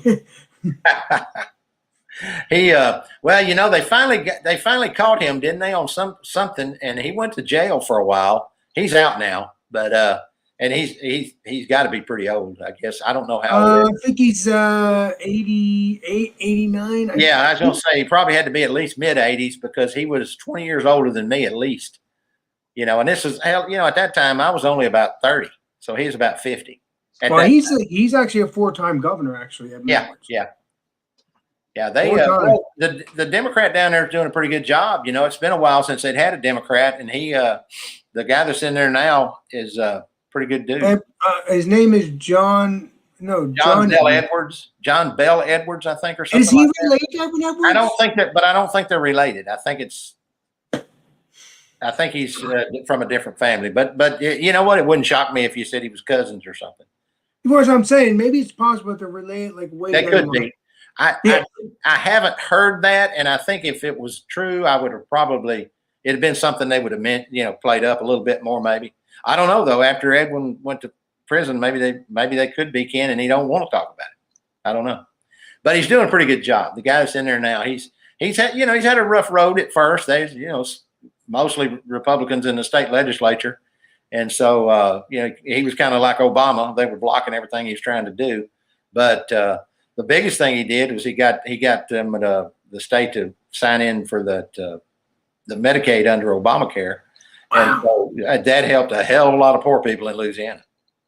I'll tell you this much, though, TK. I really hope you when I looked up some history, I think back in 1970, there was a bombing in the new Capitol building, which is the same building that Huey Long built and also shot and killed in. And also he's actually buried underneath the statue of his own statue, Huey Long. He's actually in front of the lawn underneath the statue of Huey Long. Huey Long is buried underneath his statue. Huh. Yeah, that's what I'm basically saying. So also another thing that interests me, there was a bombing in 1970. And I don't know if you noticed, but if you go to one of the chambers, there's a gondo ceiling, like there's like gondos everywhere. One of them's lit up. The reason why one of them is lit up is because one of the bombs, when it blew up, the pencil went ching, went flying up, and it's still in the ceiling today. I don't know if you knew that. No, I didn't. I didn't know that. I actually didn't even. At 1970, I'd have been 11 years old. But I've had, I got a lot of history in Louisiana. I ran horses down there, and I had I had Cajun horse trainers. I've been all over the state, from New Orleans to Vinton, Louisiana, to Lafayette, to Shreveport up the north. I've been all over that state. Spent a lot of time down there over the years. So, but I had not heard about the bombing or that. But I always thought Huey and Earl and them they were cards. Like I said, you can go back and find stuff. They line their pockets themselves, but they also did a lot of good for the poor people of the state too. Well, I also heard that, yeah, they did, and including Edwin Edwards. And I what I'm getting at is that Huey Long and Edwin Edwards are one of the most powerful governors in Louisiana's. Oh, no question. They're both of them, no doubt. Yes. That's what made the deal with Edwin Edwards at the horse races that day. That's what made it even cooler, because he was like a king down there. I mean, he was cat daddy. They, like you say, he was one of the most powerful governors they've had, and he pretty much ruled with an iron fist at that time. Well, that's what Huey did. Yeah, yep. But both, like I said, at the time, they were ruling with iron fist like that, but they did a lot of good for the poor folks. And that's what I like about them. I like because of that, that because they were Democrats, they did that, but they also knew that was how you kind of kept power. You can't keep beating these poor people down all the time. You got to give them some hope, and that was why I said that quote about Will Rogers about the dollar going through the poor man's hand, and the rich man's gonna have it by dark. It's true. We all know it. Hell, the rich man's going to end up with the money, but at least give the poor guy, the working man, a little hope. And I think that's what we've been seeing just in 10 days here. Well, November, I guess, but just in the 10 days with Biden up there, he's given the little guy a little hope. I think he's given the little guy a little hope, and that's gone a long way. So we'll see if he's able to keep it going. Well, I hope to see you again next week, because I want to talk to you more about Huey Long and Earl Long and Jimmy Davis and Edwin Edwards and Buddy Romer. I think you've heard of him probably. Yeah. Oh, sure. But I want to talk about all these people maybe next time I see you, because I know you need to go. Okay. Well, like I said, hey, holler at me next Sunday. I'll be ready to go. I got one horse question. Okay. TK Lawless. Is there any Arabian horse blood in the thoroughbred racehorse lineage? Actually, they all the three original thoroughbred were all three Arabians. Because Arabian's a beautiful horse. I hear they're I'm trying to remember the names. When I was younger, man, I was into it. I could have told you, but one of them, the Byerly Turk, the Godolphin Arab, and I can't think of the third horse's name, but they all thoroughbreds trace back to those three, and they're all Arabians. Yeah, and I hear that the mares are artificially inseminated. Now that's only in the quarter horse business. The thoroughbreds have continued to. It's got to be live cover still. They had never gone to artificial insemination yet. Yeah, because sometimes the stallions they get a little rough with the mares, right? Yeah, they take precautions. They pad them up and everything. The stallions, it's a pretty I don't know how to describe it. It's wild. Let's say that. Just say that.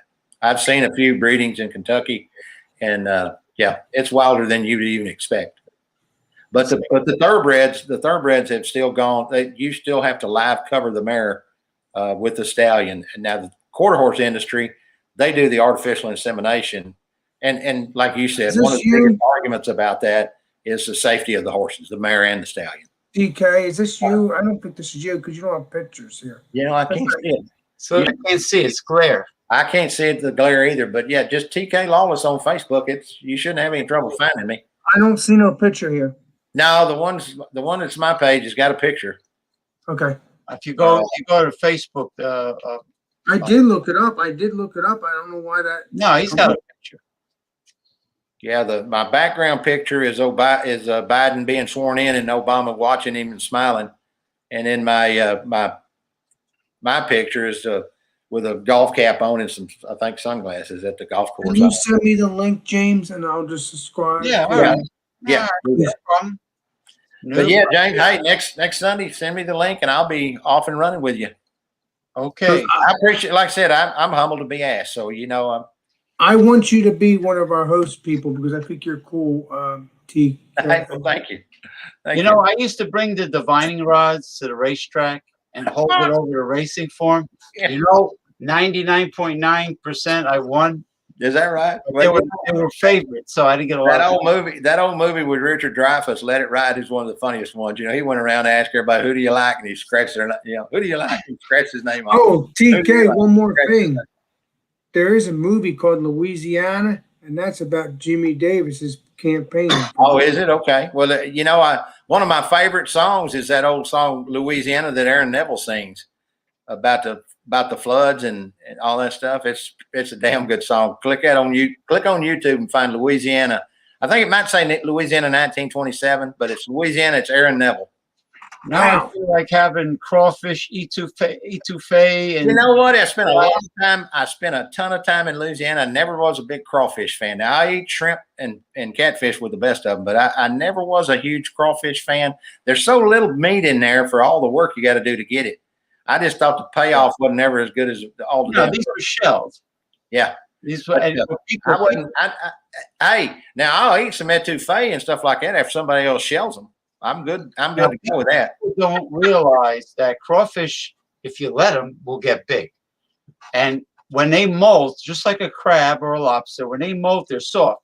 So what you got to do is, as soon as they molt, you got to put them on ice and kill them on the ice. Oh, okay. Is that how? Okay. So, yeah. So like with the soft shell crab sandwiches, you can fry them. Well, they've got these crawfish deals have gotten a lot bigger down here over the last 20, 25 years. Everybody and their dog is doing crawfish bowls and all that kind of stuff during season, And I, like I said, I've been around it quite a bit because all the time I spent in Louisiana at the horse races.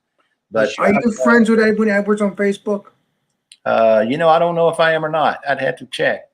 Because I tried to friend him, but I don't know if he's out of the hospital or not. Because I heard he was in the hospital. Well, I heard that too. I think actually, like I was saying, he's got to be in his mid 80s, doesn't he? I think 90 or something like that. Wow. Somewhere On Facebook. But yeah, James, if you would go send him the link or whatever and find me. Shouldn't be hard to find me. Believe me, I got some of them Trumpers still trolling me, so they're finding me. Oh, I used to have I had to block a lot of trolls. Oh, maybe it's not a good idea to follow them because I don't have trolls. Damn it. No, I tell you, I put enough liberal stuff on there. I'm one of their targets. They like to try to argue with me, and I give up because you can't win with them. Like I said, what's that? There's another meme about that. Like Trumpers are like a pigeon playing chess. You no matter how good you are, the pigeon's going to knock over the pieces, shit all over the board, and say you won.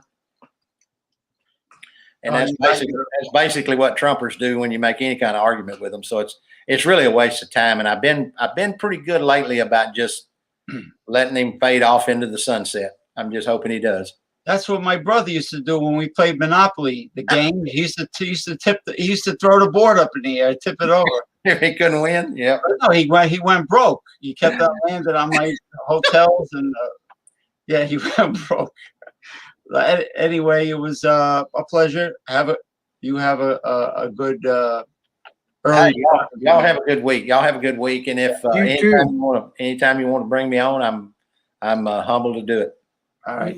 I'm looking forward to hanging out with you. You seem cool, man. Thank you, brother. I appreciate it. All right, cheers. Y'all have a good week. You too. All right, you too. Well, James, man, he's awesome. Oh, without a doubt. I wonder if he hit the Oh, there he goes. So anyway, yeah, that was an outstanding blockbuster of a show, people, for progressive discussions. I sent the link to Eric Fraunfelter, and he's not here. I sent the link to Chef Salvatore and Mick Von Raven, and they're not here. Well, you know. So anyway, are you? What food did you feature this past Friday on your show? This past Friday, I think it was it macaroni and cheese? No, let me see what I did. I remember now. Let me check my YouTube because I got on my last video. So my last video. Let's take a look here. I did Food Fridays with Alex, fish and chips. Oh, that's right. Yes. Oh, did anybody bring? Yeah, they did. They brought some. They just brought fries or something like that. I brought fries. They Drunken One brought some tater tots, which is okay. You know, whatever it is, what it is. I like it. You know, I let things slide a little bit because they could still be chips, right?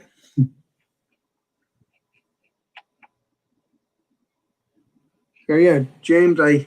Again, thank you for bringing him on. He seems like a cool bean. Oh, I've read his materials. He's very proactive on social media, and I've read his materials for years. And the other guy he works with, Michael Labar, is very proactive also. No, they're very intelligent men, and he was a huge contribution to the show. And let me just tell. Do you think he'll be a new host as well with me, or you don't think so? Well, you just met him, you know. You gotta. No, I'm saying on here with you. Oh yeah. Well, you know. We'll see. He's a very uh, experienced, intellectual, knowledgeable man, and I enjoyed having him. So I think and he seems to like the show. He seems to like the concept of going live, and He seemed to enjoy, so he has watched our past live stream. oh, I don't know. I don't know if he's seen the live stream show, but he knows who I am. I'll send him the video, and then I'll send him the show when we're done, and he can watch himself and get Nice. you might get a kick out of it. Yeah. I'm sorry that I talk about the pandemic all the time, James. No, it doesn't bother me. It bothers me. Bothers me when I do it. I just hope it goes away. Well, you know, we don't have a crystal ball. You know, fate is a funny thing. I think it will go away because look at the 1917's virus. They disappeared. It disappeared, right? So there you go. We just need 1,000 more vaccines, and we should be back to the old normal soon. Well, the vaccines is the only way to achieve herd immunity. Now, what the crazy right-wing insurrectionists believe is that they can reach herd immunity with no vaccines. It's not going to happen because millions of people will die. Well, it happened in 1917 to 1920, but again, they didn't have vaccines then, so they had no choice. Yeah. So today you have a choice. You have vaccines. Right. Well, it's just that the way too many people will perish without the vaccines. And this but I'm saying they had no choice in 1917 and 1920 because there was no vaccines to take care of it. That's what I'm saying. But but in today's world, you can get vaccines instead of waiting for herd immunity. You can get herd immunity with the vaccine. But back in the day, they couldn't because there was no vaccine. Well, yeah, that's why so many people were victims of the Spanish flu and the Black Plague. There was no vaccines back in the Middle Ages. No, that's what I'm saying. 1917 to 1920, no vaccines. I don't even know when the first vaccine was even out. No. I do know for a fact. So with modern medical technology, like the man said, even vaccines have come a long way. They're very advanced now, and Well, I think this will be the second forgotten pandemic. I have a feeling because that's what happened the first one. yeah. After 2 years, forget about it. Yeah, once we get another drug company like Johnson and Johnson, and then Oxford, AstraZeneca, once we get at least two more companies in the mix, I think we will have more than enough vaccines for the American population and the world. I think that the fact is that Donald Trump has a lot of blood on his hands. Well, I think Trump should owe us because he should have never did what he did. He was totally unprepared for vaccine distribution. He allowed all those flights from Europe, which was very irresponsible. And I don't think he cares. I think he's so self-absorbed, self-centered, so much of a sociopath. I don't think he feels any remorse. I mean, that's just what I think. But I don't understand why he wouldn't care. Why are you going to be? Why were you a president? Because sociopaths have a very severe psychological problem. So he was technically a serial killer, Donald Trump. Yeah, a sociopath is similar in a way to a serial killer. They don't feel remorse either. But I'm saying he used the pandemic to kill people. I'm saying. Well, I don't know what. I think his purpose of running for president is to abuse the presidency for his own gain for his own business profit. I think he used and abused the presidency for his own gain. He didn't do it because he wanted to serve the American people. No, he wanted to serve Donald Trump. And he did. And he did. And it was a nightmare of the past 4 years. It was definitely a nightmare. But now getting back to fish and chips. Let's do it. I happen to like Irish pubs because you get a great value for the money. You get big portions. They're not too expensive. The drinks are reasonable, the beers, everything. So when I was in the Tropicana in Atlantic City, me and my friend went to this Irish pub that was inside the Tropicana. I loved it. It was huge. It was a huge, they have that cozy dark wood, and it's very dimly lit. It's very cozy, and everybody's friendly in the Irish pub. So I ordered fish and chips, and I got two huge not just regular cod fillets. I got two haddock fillets, which is the most expensive member of the codfish family, and they were big fillets. Wow! Came with the wide steak fries. Ooh. And home style coleslaw. And what else? I ordered a couple pints of Guinness Stout. And it was awesome, man. I put the tartar sauce on it, and then they have the malt vinegar. The malt vinegar, you could buy it in the store. Heinz makes it. Malt vinegar. That's what they put on the fish and chips. Oh, I don't know if I don't remember doing that. I don't think I'll have to try it. Yeah, they put malt vinegar on the fish and chips, but you could find malt vinegar in the supermarket. I think put on your own stuff. Yeah, that's true. You pour it on your fish. Actually, it's quite good. Making me hungry. If I don't have malt vinegar, I use the raw apple cider vinegar. You know, the cloudy apple cider vinegar with the mother of the vinegar. I won't, you know, not the clear one, but either one is good. But traditionally they use the malt vinegar, and I'm telling you, what it was great. So what I do, sometimes I make it here. Like I'll fry the cod. I have the cod fillets, and then I'll do the potatoes. Now, someday I want to get a hot air fryer like my sister has, and then I can make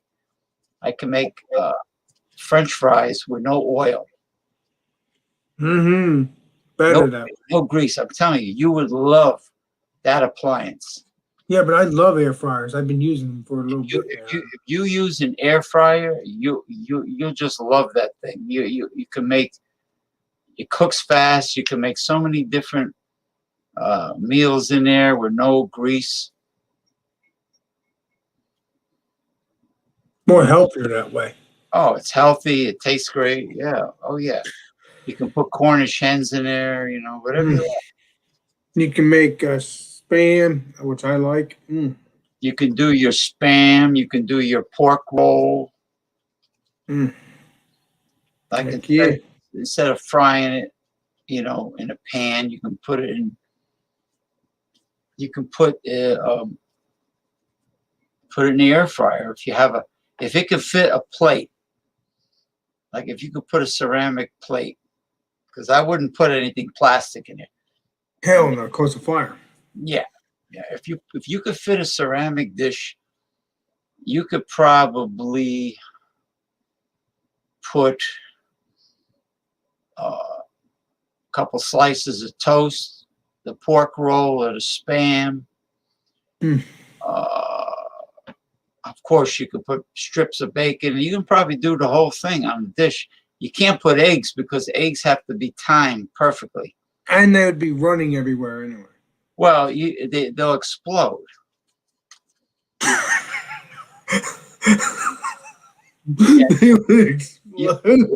Yeah, but no, you could do scramble. I'm sure you can do scrambled eggs in the air fryer.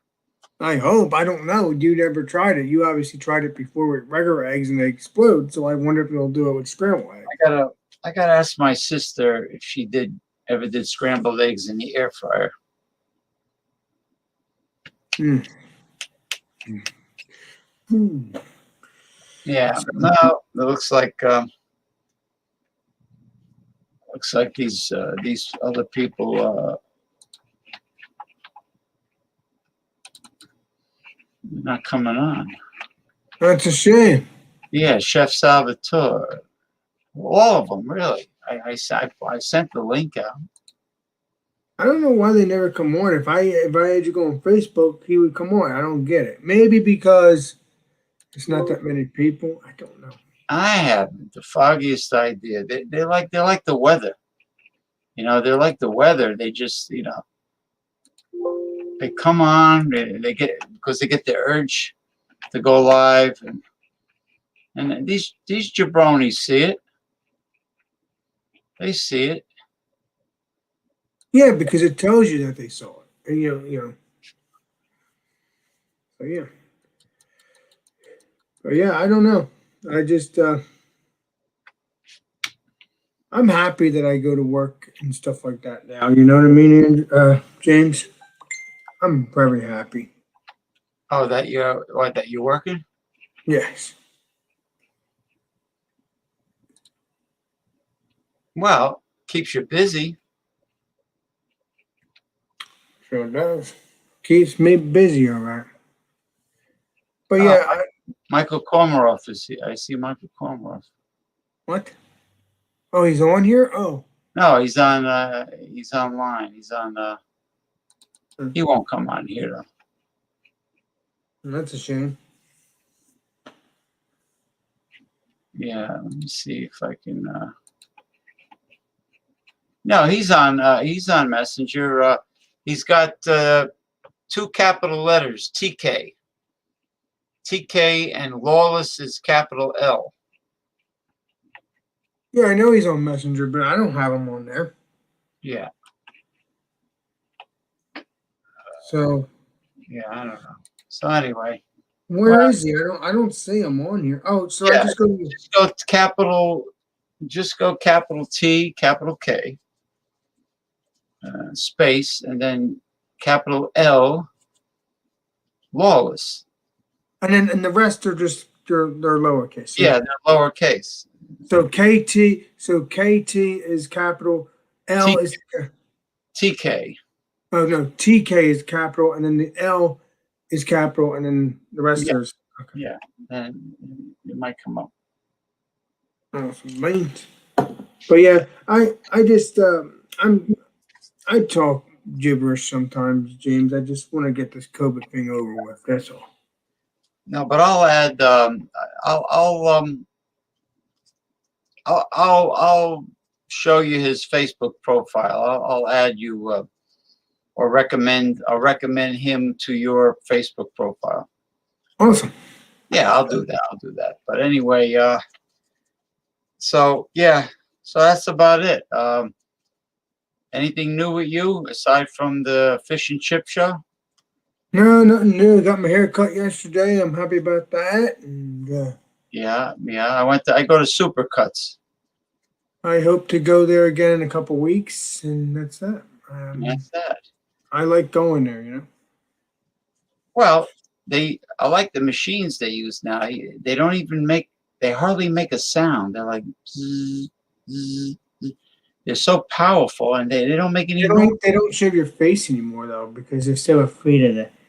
Well, there's a new infomercial now of a rechargeable hair clipper that has the blades on the side. So you make like you're combing your hair, and it has different size combs you can attach to it, and it shows these guys giving themselves a professional haircut. Makes you wonder if it's bullcrap though, because sometimes that's the case. Just like combing, because the blades are sideways. Right, but do you think it's nonsense to make you buy it? It makes me wonder. Well, I would read the reviews. Always read the reviews. That's true. Yeah. Always read the reviews. I keep hearing, oh, that's you, with the ding, ding, ding, ding, bing, bing. Yeah, but you should be on here too, because I don't know who this is. It's alpha male, so you'd be getting it too. I think. There's a lot of binging going on. That's alpha males, isn't it? Probably, yeah, because I put a bunch of shits there. See, that's alpha males. Yeah. Yeah, it's alpha male, so I don't know who's. Yeah.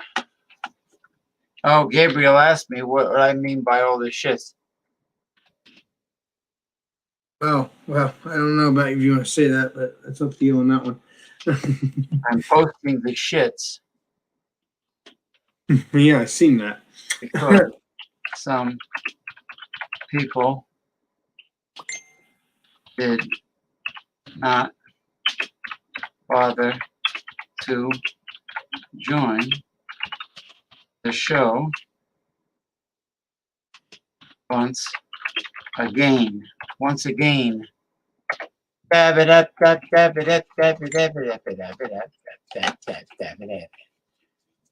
hey, what are you gonna do? You got to break a few eggs in life to make an omelet.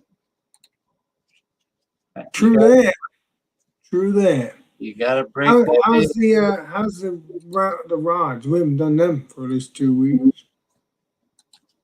The log? The rods, The divining rods. Divining rod. I would have to go get the divining rods. No, I'm gonna put. Let's see, Alex. I'm gonna find you and then follow. Find me for what? No, I'm gonna put. Oh, What's his TK name? Lawless. Let's see where that take it. They changed the whole like format here Oh, on Facebook. It's different. So now I gotta look for the friends. what do you mean it's different? Looks normal to me. No, mine is different. It's totally different. How do you add the I mean, I go to all friends. I mean, I find all my friends and. no, it's like it's not the same anymore. Oh, to add friends, you're saying? Yeah, the part where you add. Hold on. Now his is, wait a minute. His is edit favorite. Now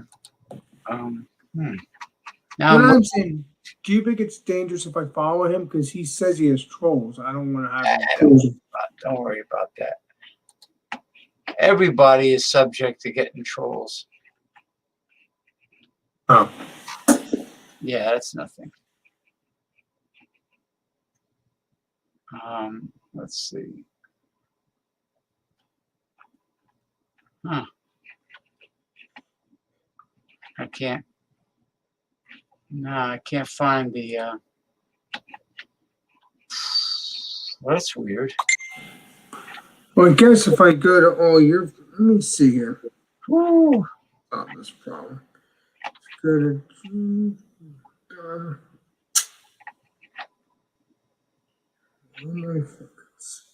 Yeah, if you type it in that way, uppercase TK, uppercase L, Lawless. Here you are. Let me see if I can just. I like your new picture there, James. You're a trip. You know that? I think it's a new picture. I don't know. Oh, my photo. Yeah, your logo. Yeah. Yeah, I'm drinking this Australian wine is like 14%, a little over 14% alcohol by volume. So he should be on your friends list, on the Facebook friends list, right? Yep. DT Lawless.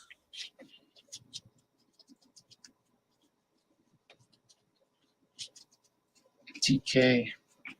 TK. I keep saying TK. A uppercase, yeah. But I'm saying you're friends with him on Facebook, so I should be able to find him on your friends list. Should, unless he uses his real name that I don't know about.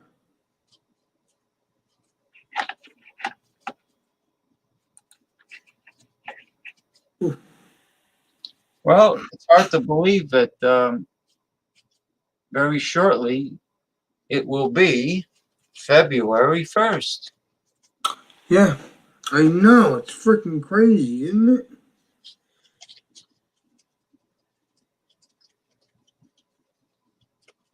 Yeah. It seems, believe it or not, it seems peaceful. It seems more peaceful now since Joe Biden became president. Well, it is, because just like Mr. Lawless says, we don't have all that chaos and drama. Every day and night, it was constant chaos. That's another thing they said, that we might be going back to normal because we have the original people from the Obama era. Yeah, and then some. And some new ones. Yeah, some new ones, yeah. I think this new normal is not going to last forever because I don't think people are going to stand for it. I really don't. And I said before, we're not in China. I don't want to do fist bumping, and believe it or not, some people do that anyway. Okay. I don't mind elbow touching, or I'm saying, but do you think the handshake will go back? We are Americans. We're not China. Well, I don't know. This pandemic has taken a lot of lives. It's hard to say. Let's just let's just get people vaccinated and start to bend the curve down, and then we'll see. I'd say by summertime. Yeah, probably summertime or fall. During, I think they'll have handshakes. But you know what? People still do handshakes anyway, so I don't know why I even worry about it. They shouldn't really. Well, I mean, if you do, wash your hands real quick afterwards. Know what I mean? That's what people do now, right? They once they touch something, they wash their hands, or they do that. I'm always washing my hands and sanitizing. That's nothing new. Yeah, I don't see him at all. I don't see him at all. So I'm just going to have to look him up by doing capital, you said, right? Capital. Let me see here. Yeah. I couldn't find the TK, right? yeah, I couldn't find the what do you call it? This. The link, the profile link. Oh, that's what the problem. Okay, well, I don't know. Yeah, I don't know either.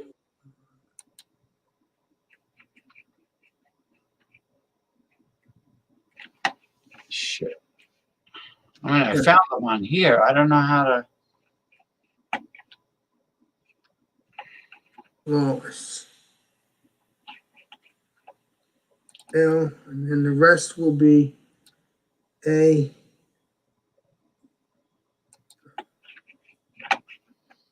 I'm gonna see if I can go back to the traditional format, because this is getting on my nerves.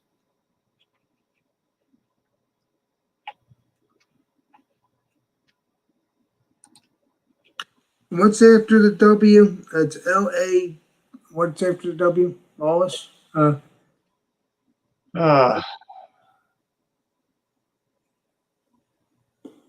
James, what's after the W? I already hit the W, so. Oh, there's no W. It's just TK Lawless. No, I did the TK, and then I did LAW, and then I did LESS. okay, L LESS. LESS. LESS. Okay, appreciate your help there, my friend. Let's see. Nothing comes up. The only thing that comes up is this. I'm trying to find the link.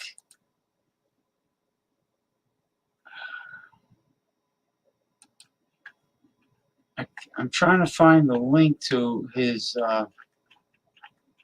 profile, and I can't find it with this new. I think I got him. Right here. You found him? I think that's it. I think that's him because he said he had Obama. He's got like a mask, says mask up on his profile picture. Yeah, Obama and Joe Biden is in his front cover with Michelle in the background.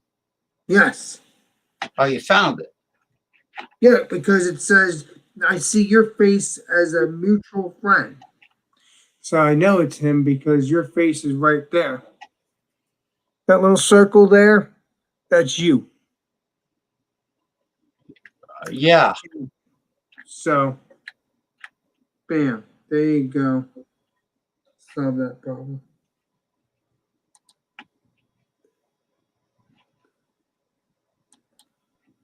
Very outgoing guy, I can tell you. What's the mass up all about, though? I thought you didn't believe in that. About what?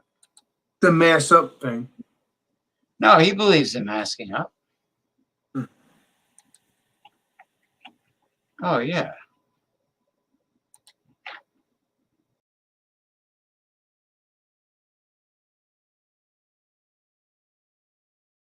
I can't wait to go back to the old normal. James, you still here? James? Kick yourself up. Well, I guess James is done, I guess, everybody.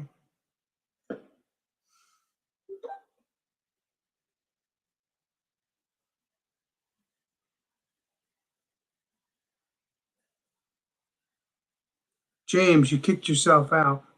You're not here.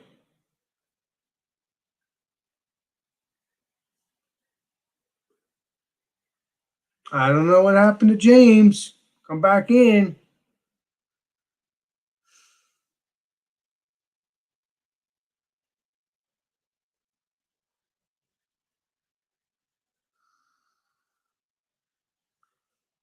All right. Oh, there you are. Yeah, I hit the wrong button. Anyway, you Mike. found. Oh, yeah, I found him. I looked up. I'm like, wait a minute. It got quiet. Yeah. No, I posted something real funny on Alpha Males. Oh, that's why you left. Okay. Yeah. But anyway, all right. At least you found his profile. But anyway, I'm gonna wrap it up, and because I mean everything's quiet. There's no. Well, Eric's got to get up early tomorrow. I have to get up early too. But... You got to get up early yourself. So, all right, well, James. Well, it was nice hanging out with you, my friend. Yeah. Plus, I'm getting a tad bit hungry anyway. So, Okay. I'll see you. It's been a pleasure as always, and thank you everyone for viewing. And yeah, definitely. We were going to do the dividing rods, actually, come to think of it, but we'll do that next Sunday. What do you have? You have a few questions? I'll go get it. No, I don't have any questions. If I have any questions, I can always message you some other time. Yeah, we can always do that. Or if I do a if I go live, let's say on Facebook, I know how to go live on Facebook. Yeah, you can invite me like you did the last time. We know I can do divining rods on one of the shows there. Yeah, we can do that because now you can go live on Facebook. But Yeah, I think you're live huh? I thought you were Facebook living now and on. Oh no, you would have to pay for it. Never mind. Yeah. No, if you have some important questions you want to ask, I mean, it only take me 30 seconds to go get them. You know. Well, no, I have no questions right now. But if I do, all right. Well, we'll save it for next time. Yeah. So, all right. Well, James, I will talk to you later, my friend, and peace out. I will talk to you. Bye bye.